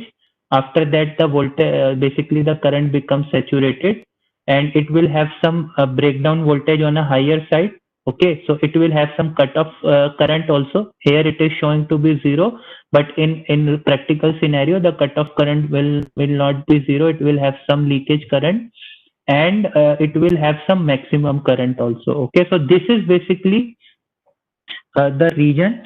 So this region is the basically the region that is used for the that can be used for amplification. Okay, so this is that reason we basically the region from V breakdown from V knee to I max, say I cutoff. Okay, so these are the basically this is you can say the rectangle. In this region only you can operate for amplification process.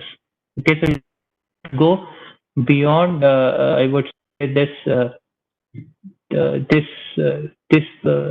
this window. You should out of this window, because if your voltage swing goes out of this window here, then your device will break down and it will damage. Okay, and if it is go beyond this thing, it basically it won't conduct and it will clip here.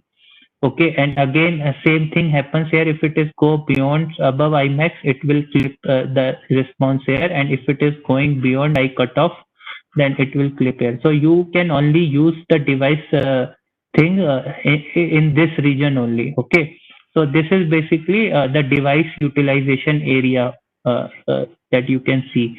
So basically, so you can get the power only with this values only. So your basically power will proportional to the V into I. You know, power is basically V into I. So basically your power will be proportional to V into I, and the V ranges from V breakdown to V knee, and I ranges from I max to I cutoff. Okay, so now the other is the efficiency, and efficiency obviously is basically nothing but the power output that you are getting as RF, basically RF power output upon the DC power. That is basically what DC power that you are feeding. That is known as the efficiency. Okay, so this I'll introduce in the next slide. What is basically efficiency is, but I hope you understand this device utilization factor.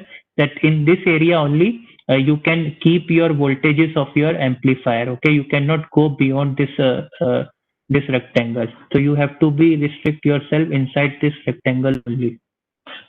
Okay, so the coming to the efficiency metrics. So this is basically there are two type of efficiency that is defined.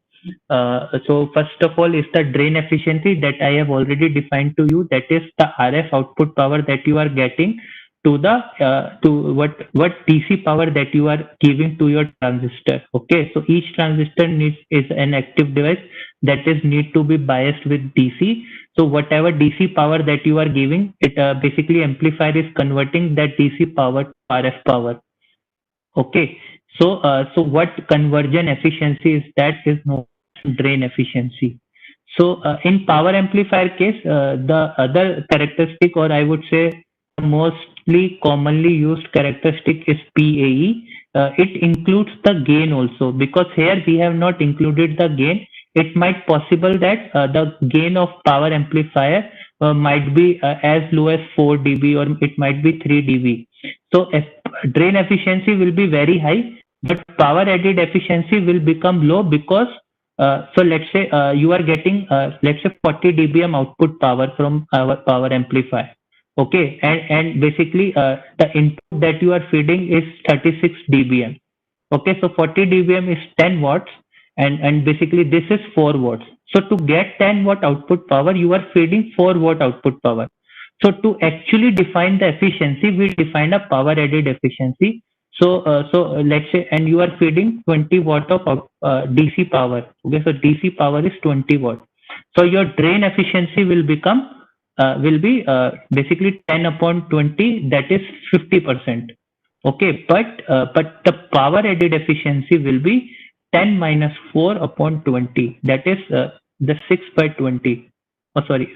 Yes, 6 by 20, and that will be like 3 by 10. So this will be 0.3. So you can see from 50%, the efficiency is the actual efficiency, that you can say the power added efficiency. What power that you added to the input power is basically the 30% only.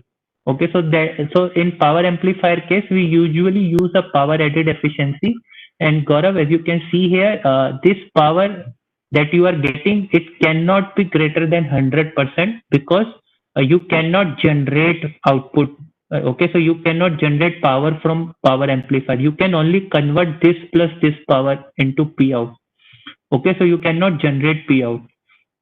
So if you are generating payout, then there must be theoretically or practically some error in your design, or maybe you are not calculating it correctly. Okay, so you can correct your design, whatever you are saying. So you should not get 110%, I would say, power added efficiency. Okay, so the wasted power, you can always see that the wasted power is the power that is dissipating, and that is given as a payout minus PDC, whatever the output power that you are getting, and what are the DC power, that is basically, it should be the reverse way. It should be PDC minus Pout, because PDC will always be greater and Pout will be less than PDC. Okay, so it will be in like this. Okay, so this much power will be wasted. Okay. Okay, so this is basically the efficiency. So I have defined the characteristic for linearity. I have defined the characteristic for efficiency of a power amplifier. Okay, so for basically improving efficiency, since we cannot have 100% efficient thing, so there must be some power that will be dissipating. If you are not able to dissipate the power, then your basically temperature will rise and it will affect the performance of your power amplifier. So that you do not want. Okay, so you want to dissipate whatever power that is basically dissipating. So you have to quickly remove that power from your amplifier. So for that you have to properly design a good heat sink. So it is basically, the heat sink is designed to basically to get a good power dissipation from your device. Otherwise, if power is dissipating and it is not the heat is removed from the amplifier, then the temperature start increasing, and if the temperature increases, the performance of your amplifier will decrease. Okay, and it might even can even burn your device and amplifier. Okay, so you do not want that, to happen. So you have to properly design a heatsink. So for a power amplifier, a heatsink design is also very important. So this heatsink design can be done by a mechanical person. So you can design a power amplifier. You can say, okay, I am designing a power amplifier. So my size of power amplifier will be X into Y, some X and Y, and the power that will gonna be that you have to dissipate is, let's say, 20 watts. Okay, so he will design a power amplifier. He can design a heatsink. It can be convection based. It can be forced cooling based. It can be liquid cooling based. It can be anything based on the power levels, based on the size. So it can design a heatsink, or you can also design a heatsink. You have to read about that. So this is the each thing is important. Okay, so you basically need a heatsink even for testing your power amplifier. Otherwise, while testing only, you can burn your power amplifier. Okay, so basically that is heatsink is required for a amplifier. Okay, so coming to the design part. Okay, so now we have understood there are some issues of non-linearity. We can measure linearity also. So how the design of a power amplifier is different from a linear amplifier. Okay, so there must be some difference. So what is that difference that is coming there? Okay, what thing that is changing? Okay, so basically the amplifier that is designed for a maximum output power, that is known as a power amplifier. So how it is different from a linear amplifier? In linear amplifier, basically what we are doing is, for maximum gain, we are doing a input and output conjugate match. Okay, you can see here. Okay, so we are doing basically input and output conjugate match. But in power amplifier, input is okay, it is conjugate match, but the output is matched for to achieve maximum output power. So why it is different? This for achieving maximum output power, how it is different from a conjugate match at output? Because here also we were doing the conjugate match only for the maximum power transfer. So the basically difference occurs at a higher power level.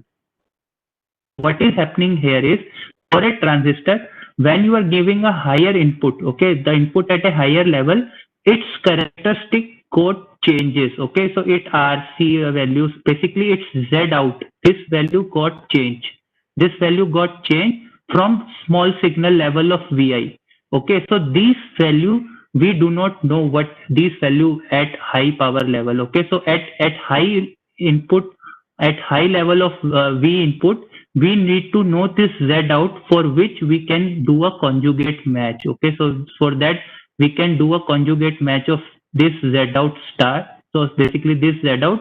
So at high power level, this Z out is not known. From S parameter, we have calculated this Z out, but at S parameter is only valid till lower power of VI only. Okay, so for higher power levels of VI, we have to find a way so that we can know this Z out value. Okay, so that is basically that is desired here. Okay, so now you must have understood that what is the difference, why the difference is coming, why you need to make a power amplifier design. Okay, so for that, this thing you can read on your own. This is just for your information.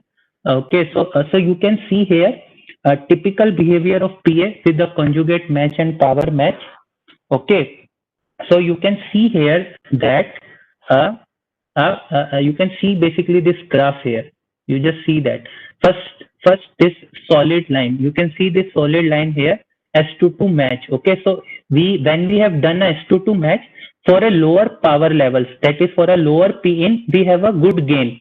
Okay, we have a gain better than the power match. But as we are increasing the PN, since this thing has started saturating, but it is going above. Okay, so this much power level difference that we are getting. Okay, so this difference basically this difference here is usually vary from zero point 0.5 to 4 dB even. Okay, and this difference is basically depends on like on how much big your transistor is. Okay, so transistor basically as that size of transistor increases. Okay, so this difference also start increasing. So for a small transistor, this thing might be very close. Okay, so the S22 match and power match will be very close. So, as you increase the size of transistor, this difference level become very high, like even up to 4 dB. This difference comes to be 4 dB, and you can see let 4 dB is like it's more than double power. Okay, so let's say with S22 match, the maximum power you are getting 37 dB, which is or rather I would say 36 dBm, which is 4 watts. And if you get 4 dB output power more, that is 40 dBm, this will be 10 watts. That is almost 2.5 times here. Okay, so that is basically the role of a power match. Okay, so how GAN is basically helping here is the from GAN, using GAN with small size transistor only. Okay, so small size transistor only, we can have high power. Okay, because it has a high power density. So with small transistor only we can achieve high power. So we do not require to do so this power match requirement we can even we can you basically avoid also. So we can basically do only the conjugate match also. We can achieve high power with that thing only using GAN. But with other devices, for getting that similar power, we have to use a large size transistor. Then we have to go for only I would say the power match only. Then only we will be able to extract power out of the amplifier. Okay, so I hope this thing is clear to you guys. If any doubt in on this thing, you just ask me now. Okay, so otherwise it will get complicated. So if you have understood it well, then it is good. If you have not understood, then you can ask me, or you can read it today and you can ask me tomorrow also, because tomorrow also we will study this. Even we will design a amplifier only, and we will discuss this thing again tomorrow. So if you have any doubt, you just read the slides. If you found anything that is not clear to you, Just let me know tomorrow also.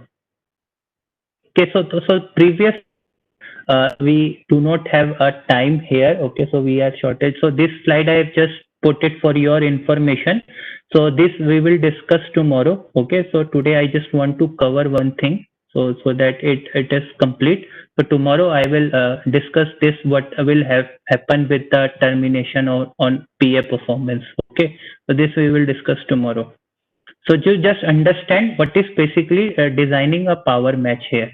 Okay, so that how we are designing a power match and how it is different from what we have learned in the previous session. How is it different from a conjugate match? Okay, how the power match is different from conjugate match. Okay, so I hope it is clear that there is some term called conjugate match and a power match. So how to find out this power match? So basically this power match can be obtained using a load pull measurement. Okay, so what is load pull measurement basically is, what we will do is to our basically transistor, we will feed a P in, okay, and we will connect a tuner here, okay. So this tuner value we will change, okay. So this, with this tuner, we will try to get all the values of the Smith chart, and we will see the output power, okay. So we will see P out. So for whichever impedance we will get the maximum output, that will be known as the gamma opt value, okay, or you can say the power match requirement. Okay, and again, the same thing that we have done with the gain, you can relax with this output power, 1 dB, and you will get a circle here. So this will not be exactly circle, it will be oval in shape, and but it will be a circle. So for a maximum power, you have a single gamma opt, but if you relax it with 1 dB, you will have a range of gamma opts that you can match at the output. And similarly, if you have 2 dB, then you have a 2 dB circle also. So basically, that's how you calculate a power match here. Okay, so you just this is basically a brute force method. You can say you put each and every impedance to your device and at the higher input power level, and see whether for which impedance you are getting the maximum output power, and whatever input maximum output power for which you are getting, you just design the matching network for that gamma opt value, and your power, you will get a power from your power amplifier. Okay, so that gamma opt might differ from your S22 conjugate match. So it might be same, or it might be different, or it might be, I would say like it might be completely off. Okay, so you can see here. Okay, so you can you are plotting P1 dB, basically P out minus 1 dB circle, P out maximum, P out minus 2 dB circle. So it might possible that your S2 might like lie on one of these circles. So you will be able to find that if you simply conjugate match your amplifier, then from maximum power how much you will be deviating. Okay, so that's how basically it is done. So I have tomorrow I will share two papers with you that basically I have designed power amplifier using only the small signal measurement and the power load pull measurements data only. I have designed two amplifiers that we will implement tomorrow in the tool also.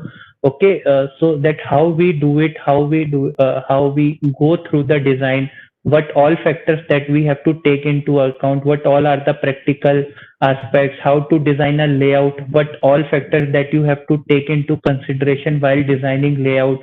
Okay, so all this we will study for a MIC. Okay, so there are basically two terms, MIC circuit and MMIC circuit.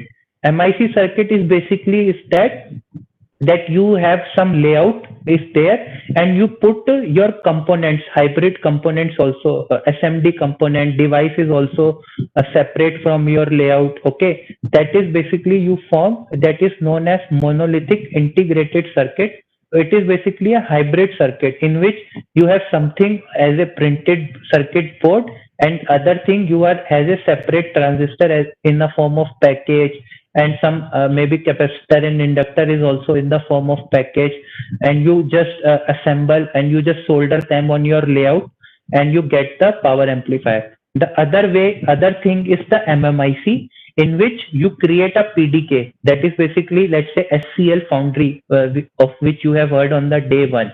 So SCL Foundry, basically what uh, they are doing is they create basically I would say a technology node, or rather, if you know the technology node of CMOS or anything in India. For GAN, we have a very good foundry, KTech. It is in Hyderabad. It is very well. I think it is very ahead in the run of GAN fabrication. It has formed many GAN devices also, and it is in the process of making MMICs also using GAN process. So what is basically MMIC is, you must have used so you must have used the PDKs of CMOS also. So in CMOS, you have a active transistor, you have LNA, you have capacitor also. Everything is there in that PDK. So what you do is you design your PA, you make the layout using lumped components, distributed everything in that layout, and the everything goes into fabrication and got fabricated once. Okay, so you do not have any SMD component in your MMIC, and then you connect it with the bond wire to the end, and you measure the responses. So that is basically MMIC. So that is the difference between MIC and MMIC. Okay, so that is there. So now we have a question. One question here is that, is it possible to design LNA and PA with only having the small signal measurement? Yes, you can design LNA and PA with only small signal measurement also. Okay, but the issue only is that you require some other things also, that for, like, let's say for LNA, I will introduce on the day I will teach LNA, that there will be a requirement to know the minimum noise figure. The source Rn value is there, gamma opt value is there, that is to be required by LNA. And for PA, the value that is required is gamma opt. If you are using some device from some foundry, or maybe some from some packaged device using, in the data sheet, they used to mention those basically the gamma opt values at different frequencies. Okay, so if you can use those value and design it, then it will work as a PA. Okay, so you can always basically the PA will design using small signal only, but the output match will be done only for the gamma opt, or maybe for maybe a little, if you sacrifice on your maximum power, then your gamma opt might change. Okay, so yes, it is very much possible to design LNA and PA with small signal measurement, but it just requires some more data that you can find in the data sheets. Okay, so obviously you will not be able to design a very good PA and LNA, but yes, you can always design a PA and LNA of some specifications. Okay, I already told that you are basically analog designer, so you always talk in terms of specifications only. Okay, so it is not always required that you have to do a power match only. With S22 match also, you are getting some power, but with power match you can always increase the power. Okay, but with S22 match, if your power requirement is met, then yes, you have designed a power amplifier using small signal measurement only. Okay, so it is very much possible to design LNA and PA with only having the small signal measurements. Okay, I hope it gives the answers to your question, Anupama. Okay, basically now quickly coming to the classes. I think this thing you all guys knows very well what is the classes. It is basically defined on the basis of which bias point you are choosing. Okay, so in class A, we try to have a full current swing. Okay, so no current should be clipped, as I already told the device utilization factor here. So we want the whole thing to be covered. Okay, so we want a full conduction. So we want conduction for the full cycle of your input. Okay, so this is your input cycle. Basically, amplifier is nothing but a voltage controlled current source.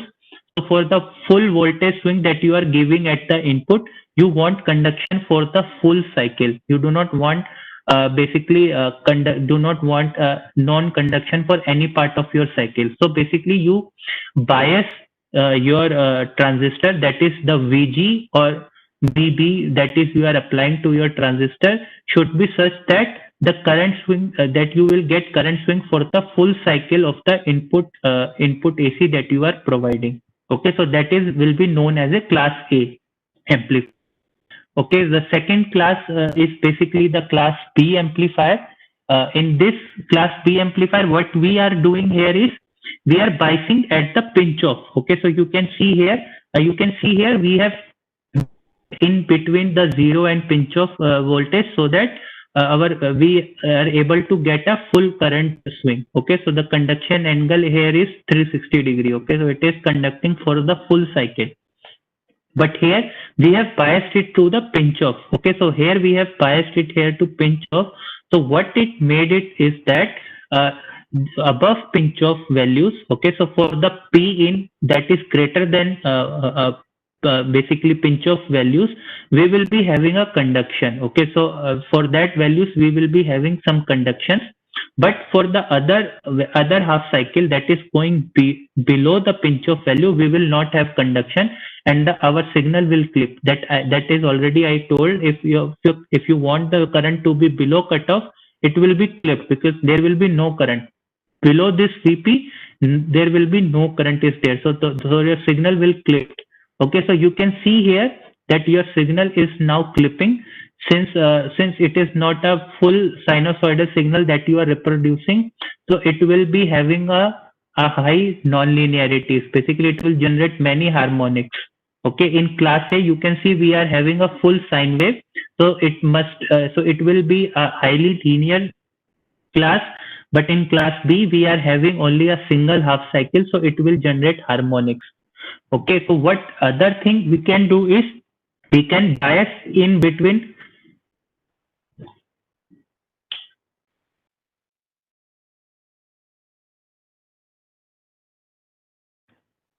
What we can do is we can bias in between this pitch of voltage and the middle value also, and that will be called as a class AB amplifier. Okay, so in that we will have conduction for more than half cycle. Okay, so it is also not exactly linear, but yes, it is more linear than class B. So that is basically the trade-off that you will achieve.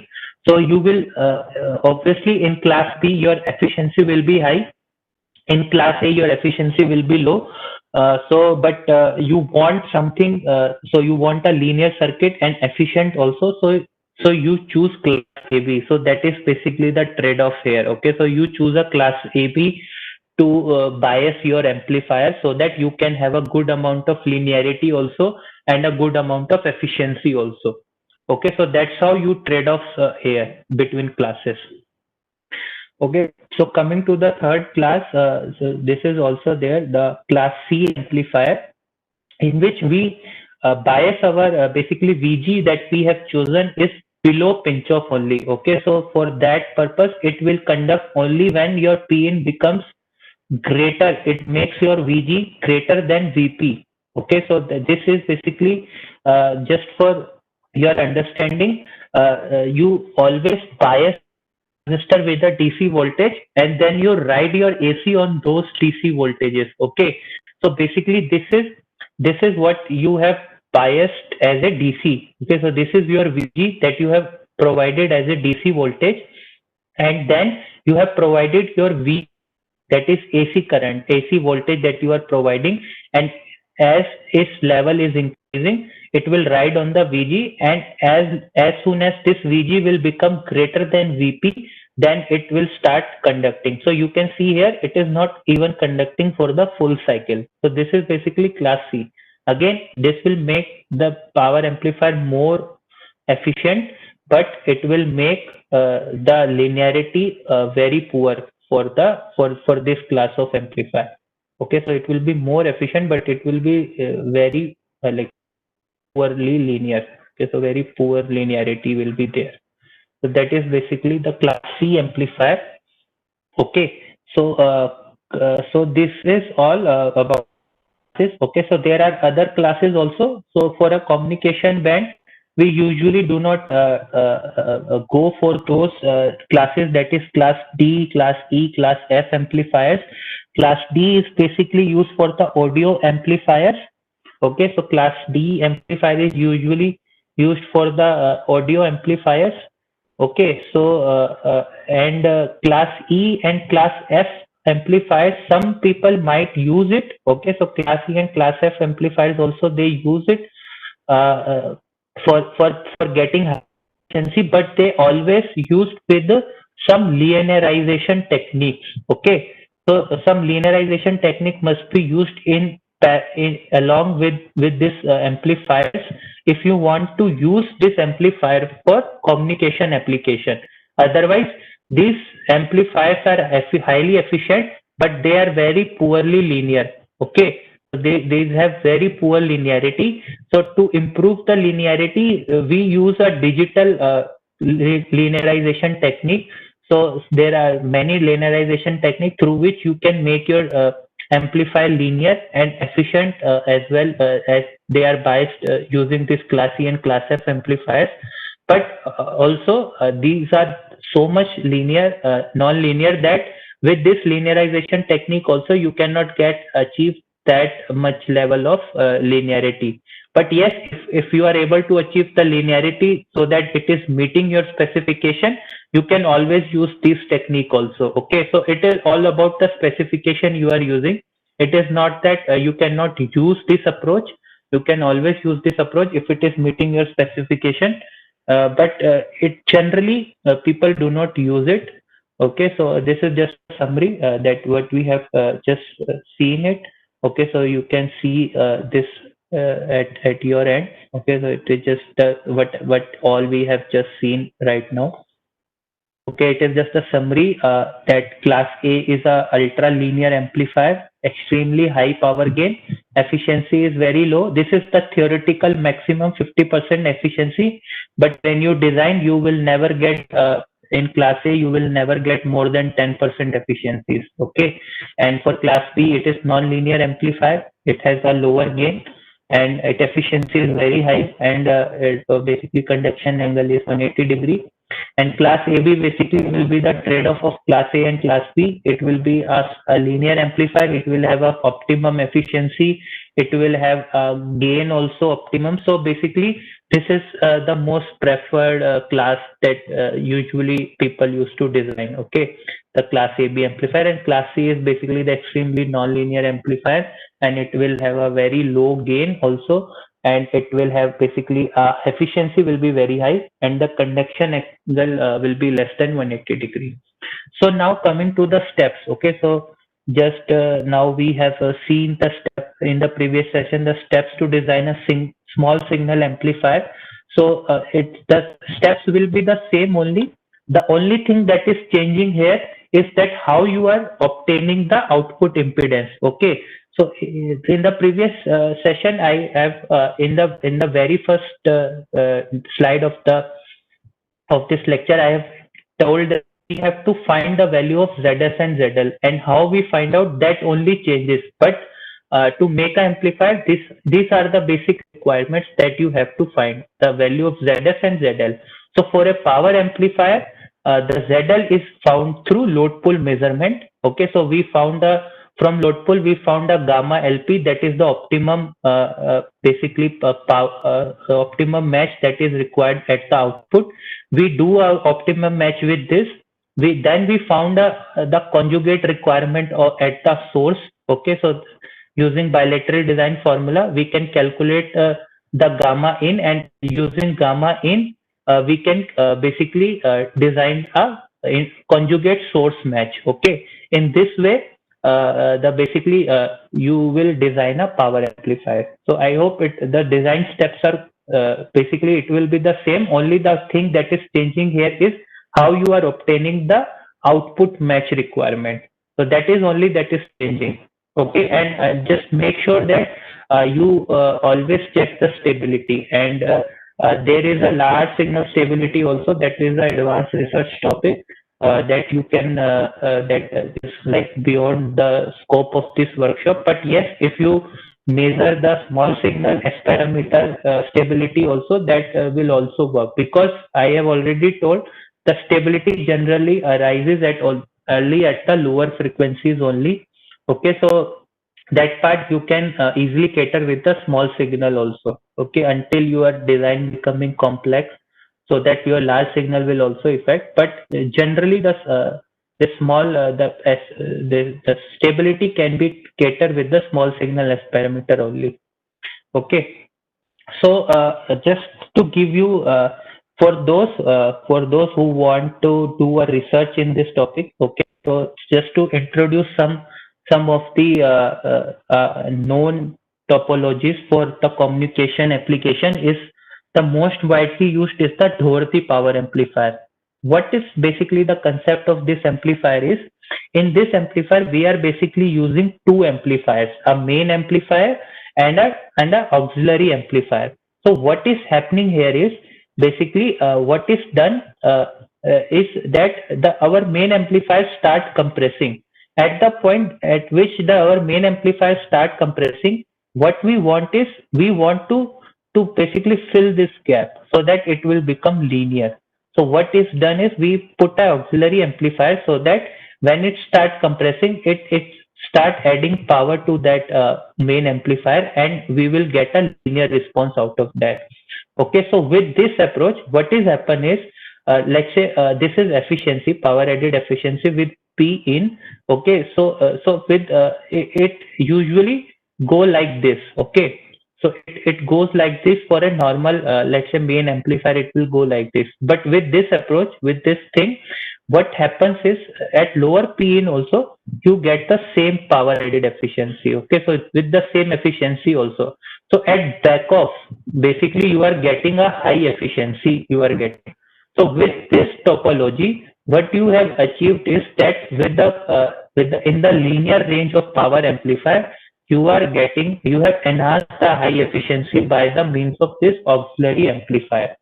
Okay, so that's how basically the you achieve a good linearity with a good efficiency. Again, it is not like that you achieve 100% linearity with 100% efficiency. But yes, if you want to meet your specs, this approach helps you to achieve the specification in a better way. Okay, so this is basically a Doherty power amplifiers principle.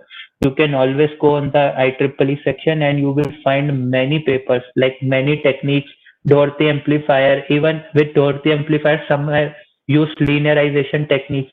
So basically they are merging all the classes. Some uses amplifier as class A, some uses main amplifier as class AB, some uses it as class B, some uses auxiliary power amplifier as class B, or some as class C. So all those are research areas. Okay, so how this can help? So you will find enough literature on Doherty amplifiers, like what can be done, what are the basic idea will be like this only. Okay, so that is that you will be requiring a main amplifier and an auxiliary amplifier, and you want basically linearity at back off also. Okay, so that is what you require. So in linear region you require high efficiency.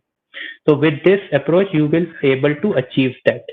Okay, so this is one of the topology of Doherty amplifier. Okay, just to mention, some of the student participant asked to introduce class D, E, and F. So just for matter, I am just introducing a class F waveforms. Okay, so in class F, what we are trying to do is maybe class F or class inverse F we can use. So basically in class F, what we are trying to do is instead of making basically the sinusoidal swing of voltage, we want it to be a square input, or basically a square, I would say a square output waveform. And when this square output waveform is basically zero, in that part the conduction will happen, and when this will become high, the conduction will not happen. This will make practically the DC power consumption, theoretically it makes the DC power consumption zero, and increase the efficiency to, like, it will reach the efficiency to 100%. It can reach, you can achieve 100% efficiency with that. But that is, I would say, this is a theoretical thing that you heard. But in practical, what happens is this response can only be achieved if you terminate all the harmonics, okay, all the odd harmonics if you terminate. But in reality, you cannot do that. So what response you will get here is, if you know from Fourier transform, if all harmonics is not considered, then this square will be look like this. Okay, so it will have a response like this. So then it will, the efficiency will goes down a little. Okay, so basically what we are doing is, to get this response at the transistor level, we are just terminating the harmonics here. Okay, so when we terminate the harmonics, so basically what we are left with a shaped. I don't remember exactly what is there, but I think if you terminate the odd harmonics, you will get a square shape square shape of voltage. And if you terminate even harmonics, then this current will become square shape. Okay, so that's how basically this will be class inverse F, and this will be class F. Okay, so that's how the class F is defined. And you can see here there are many non-linearity will be there, because you have make it as a square, so it will have a highly non-linear circuit. So to make it linear, you will be requiring filters and also linearization techniques, so that you can use it for communication application. So that's all for today. I hope the main agenda, that is was the design of a amplifier and a power amplifier, is clear to you guys. If you have any question, I can take now. Otherwise, we can conclude. So if anyone has any question for today's session, they can ask now. I know session is a little more theory. It is not always easy to digest this much of theory at once.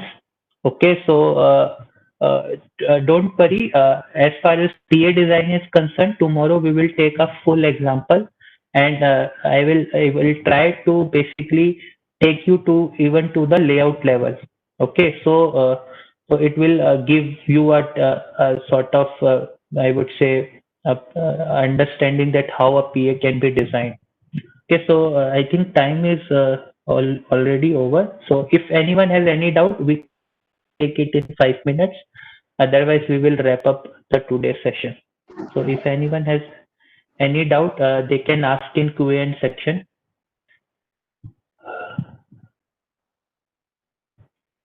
Any yes or no, or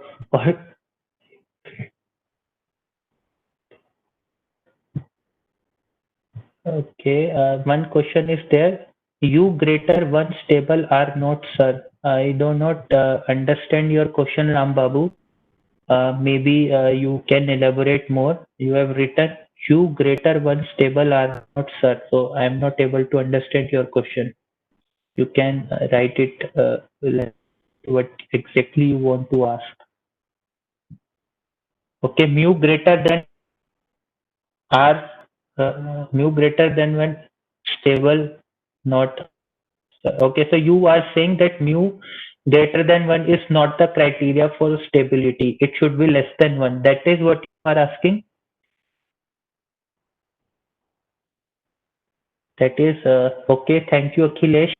Thank you for your appreciation. It means a lot to me. Okay. Okay, so that I have to check from the literature that I have seen this. I found that mu is greater than 1 for stable condition. If it is less than 1, then I'll reconfirm to you tomorrow. Okay, but as far as my knowledge is there, it should be greater than 1 only mu.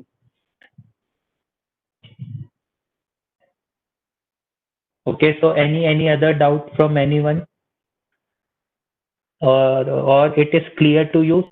Right, yes, sir, it is clear, so that I can get an idea, or it is also maybe you will study today so that you can get more insight of the topics, or you can, I think these guys upload YouTube video just after the session only, so you can always re-go through the live session and see if you have not understood any concept. Okay, so you can look at that and ask the questions tomorrow also. Okay, thank you much, Sarah, for your appreciation. Uh, so basically, what I always by appreciation is that it is the kind of you participant is that you always appreciate my work. Okay, so but exactly by feedback, I basically want that yes, you guys are getting. I also know that you will not get 100%. It is not possible. That is already I told you cannot get efficiency as 100%. It is impossible to get. But yes, if you are able to understood when I am teaching, okay, so that yes, it is happening. Okay, so always try to learn the things like a story. Okay, it is not uh, because sometimes happens is okay, I used mathematical formulas to support my basically comments, or I would say my theory, but actually what is required here is to understand the story basically. Okay, so now out from today's lecture, I would say if you guys understood that yes, for a power amplifier design we have a transistor for which we require to find ZS and ZL. Okay, so we have number of ways to find ZS and ZL. Okay, it can be different for a small signal amplifier. It will be different for power amplifier. It will be different for LNA. Okay, but there are ways to find those ZS and ZL. So how we find ZS and ZL? So that we can design a matching network for that, and we will have an amplifier. If you understood this much thing only also na, then I would say you have understood the whole lecture. For how to find ZS and SL, you can always come back to lecture that how we are finding. But as a whole lecture, I just want up to you guys to understand that yes, there is this is the way of designing an amplifier. That yes, we require ZS and ZL so that we can design a particular sort of amplifier. So if this much thing is very clear to you guys, I would say this you have understood everything. Okay. After that, how to find ZS and ZL, what are the formulas, how to design a small signal amplifier, how to find ZL for a power amplifier, how to do load pull, everything you can always come to the session again, and you can go even to the internet search for the information. But while studying, you always know that my requirement is to find ZL and how efficiently we can find the ZL. So basically, that is what is the idea behind this workshop only. Okay, so I just want you guys to know the methods. Okay, so you just have to learn those things as a story. Okay, if you do not know the formula, if you do not remember the formula, that is okay. That does not matter. You can always refer. Okay, uh, in IIT, we used to always have a open book examination. So for us, formula does not matter. I never learned these formulas. The only thing that matter is the procedure and the method. Okay, what is basically required, how the trade-offs you are calculating, how constant gain circle is trade-offing with our output VSWR and input VSWR. Okay, so those trade-off you should get a feel.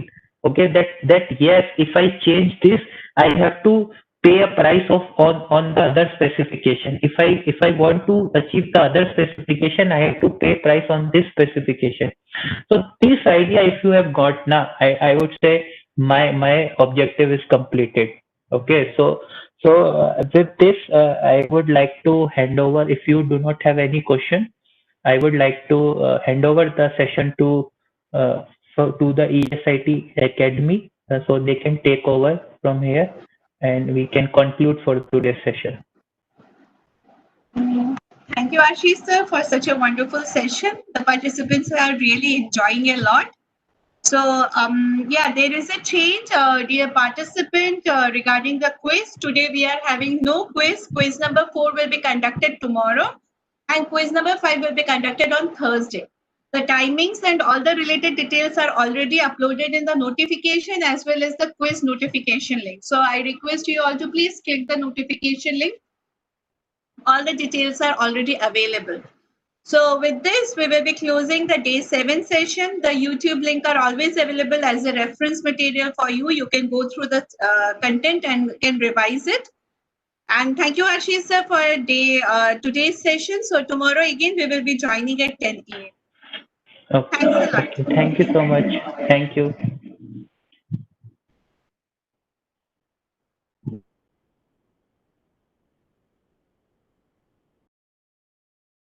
We also request you all to disconnect to close the link. We will be closing the event in 2 minutes. Thank you.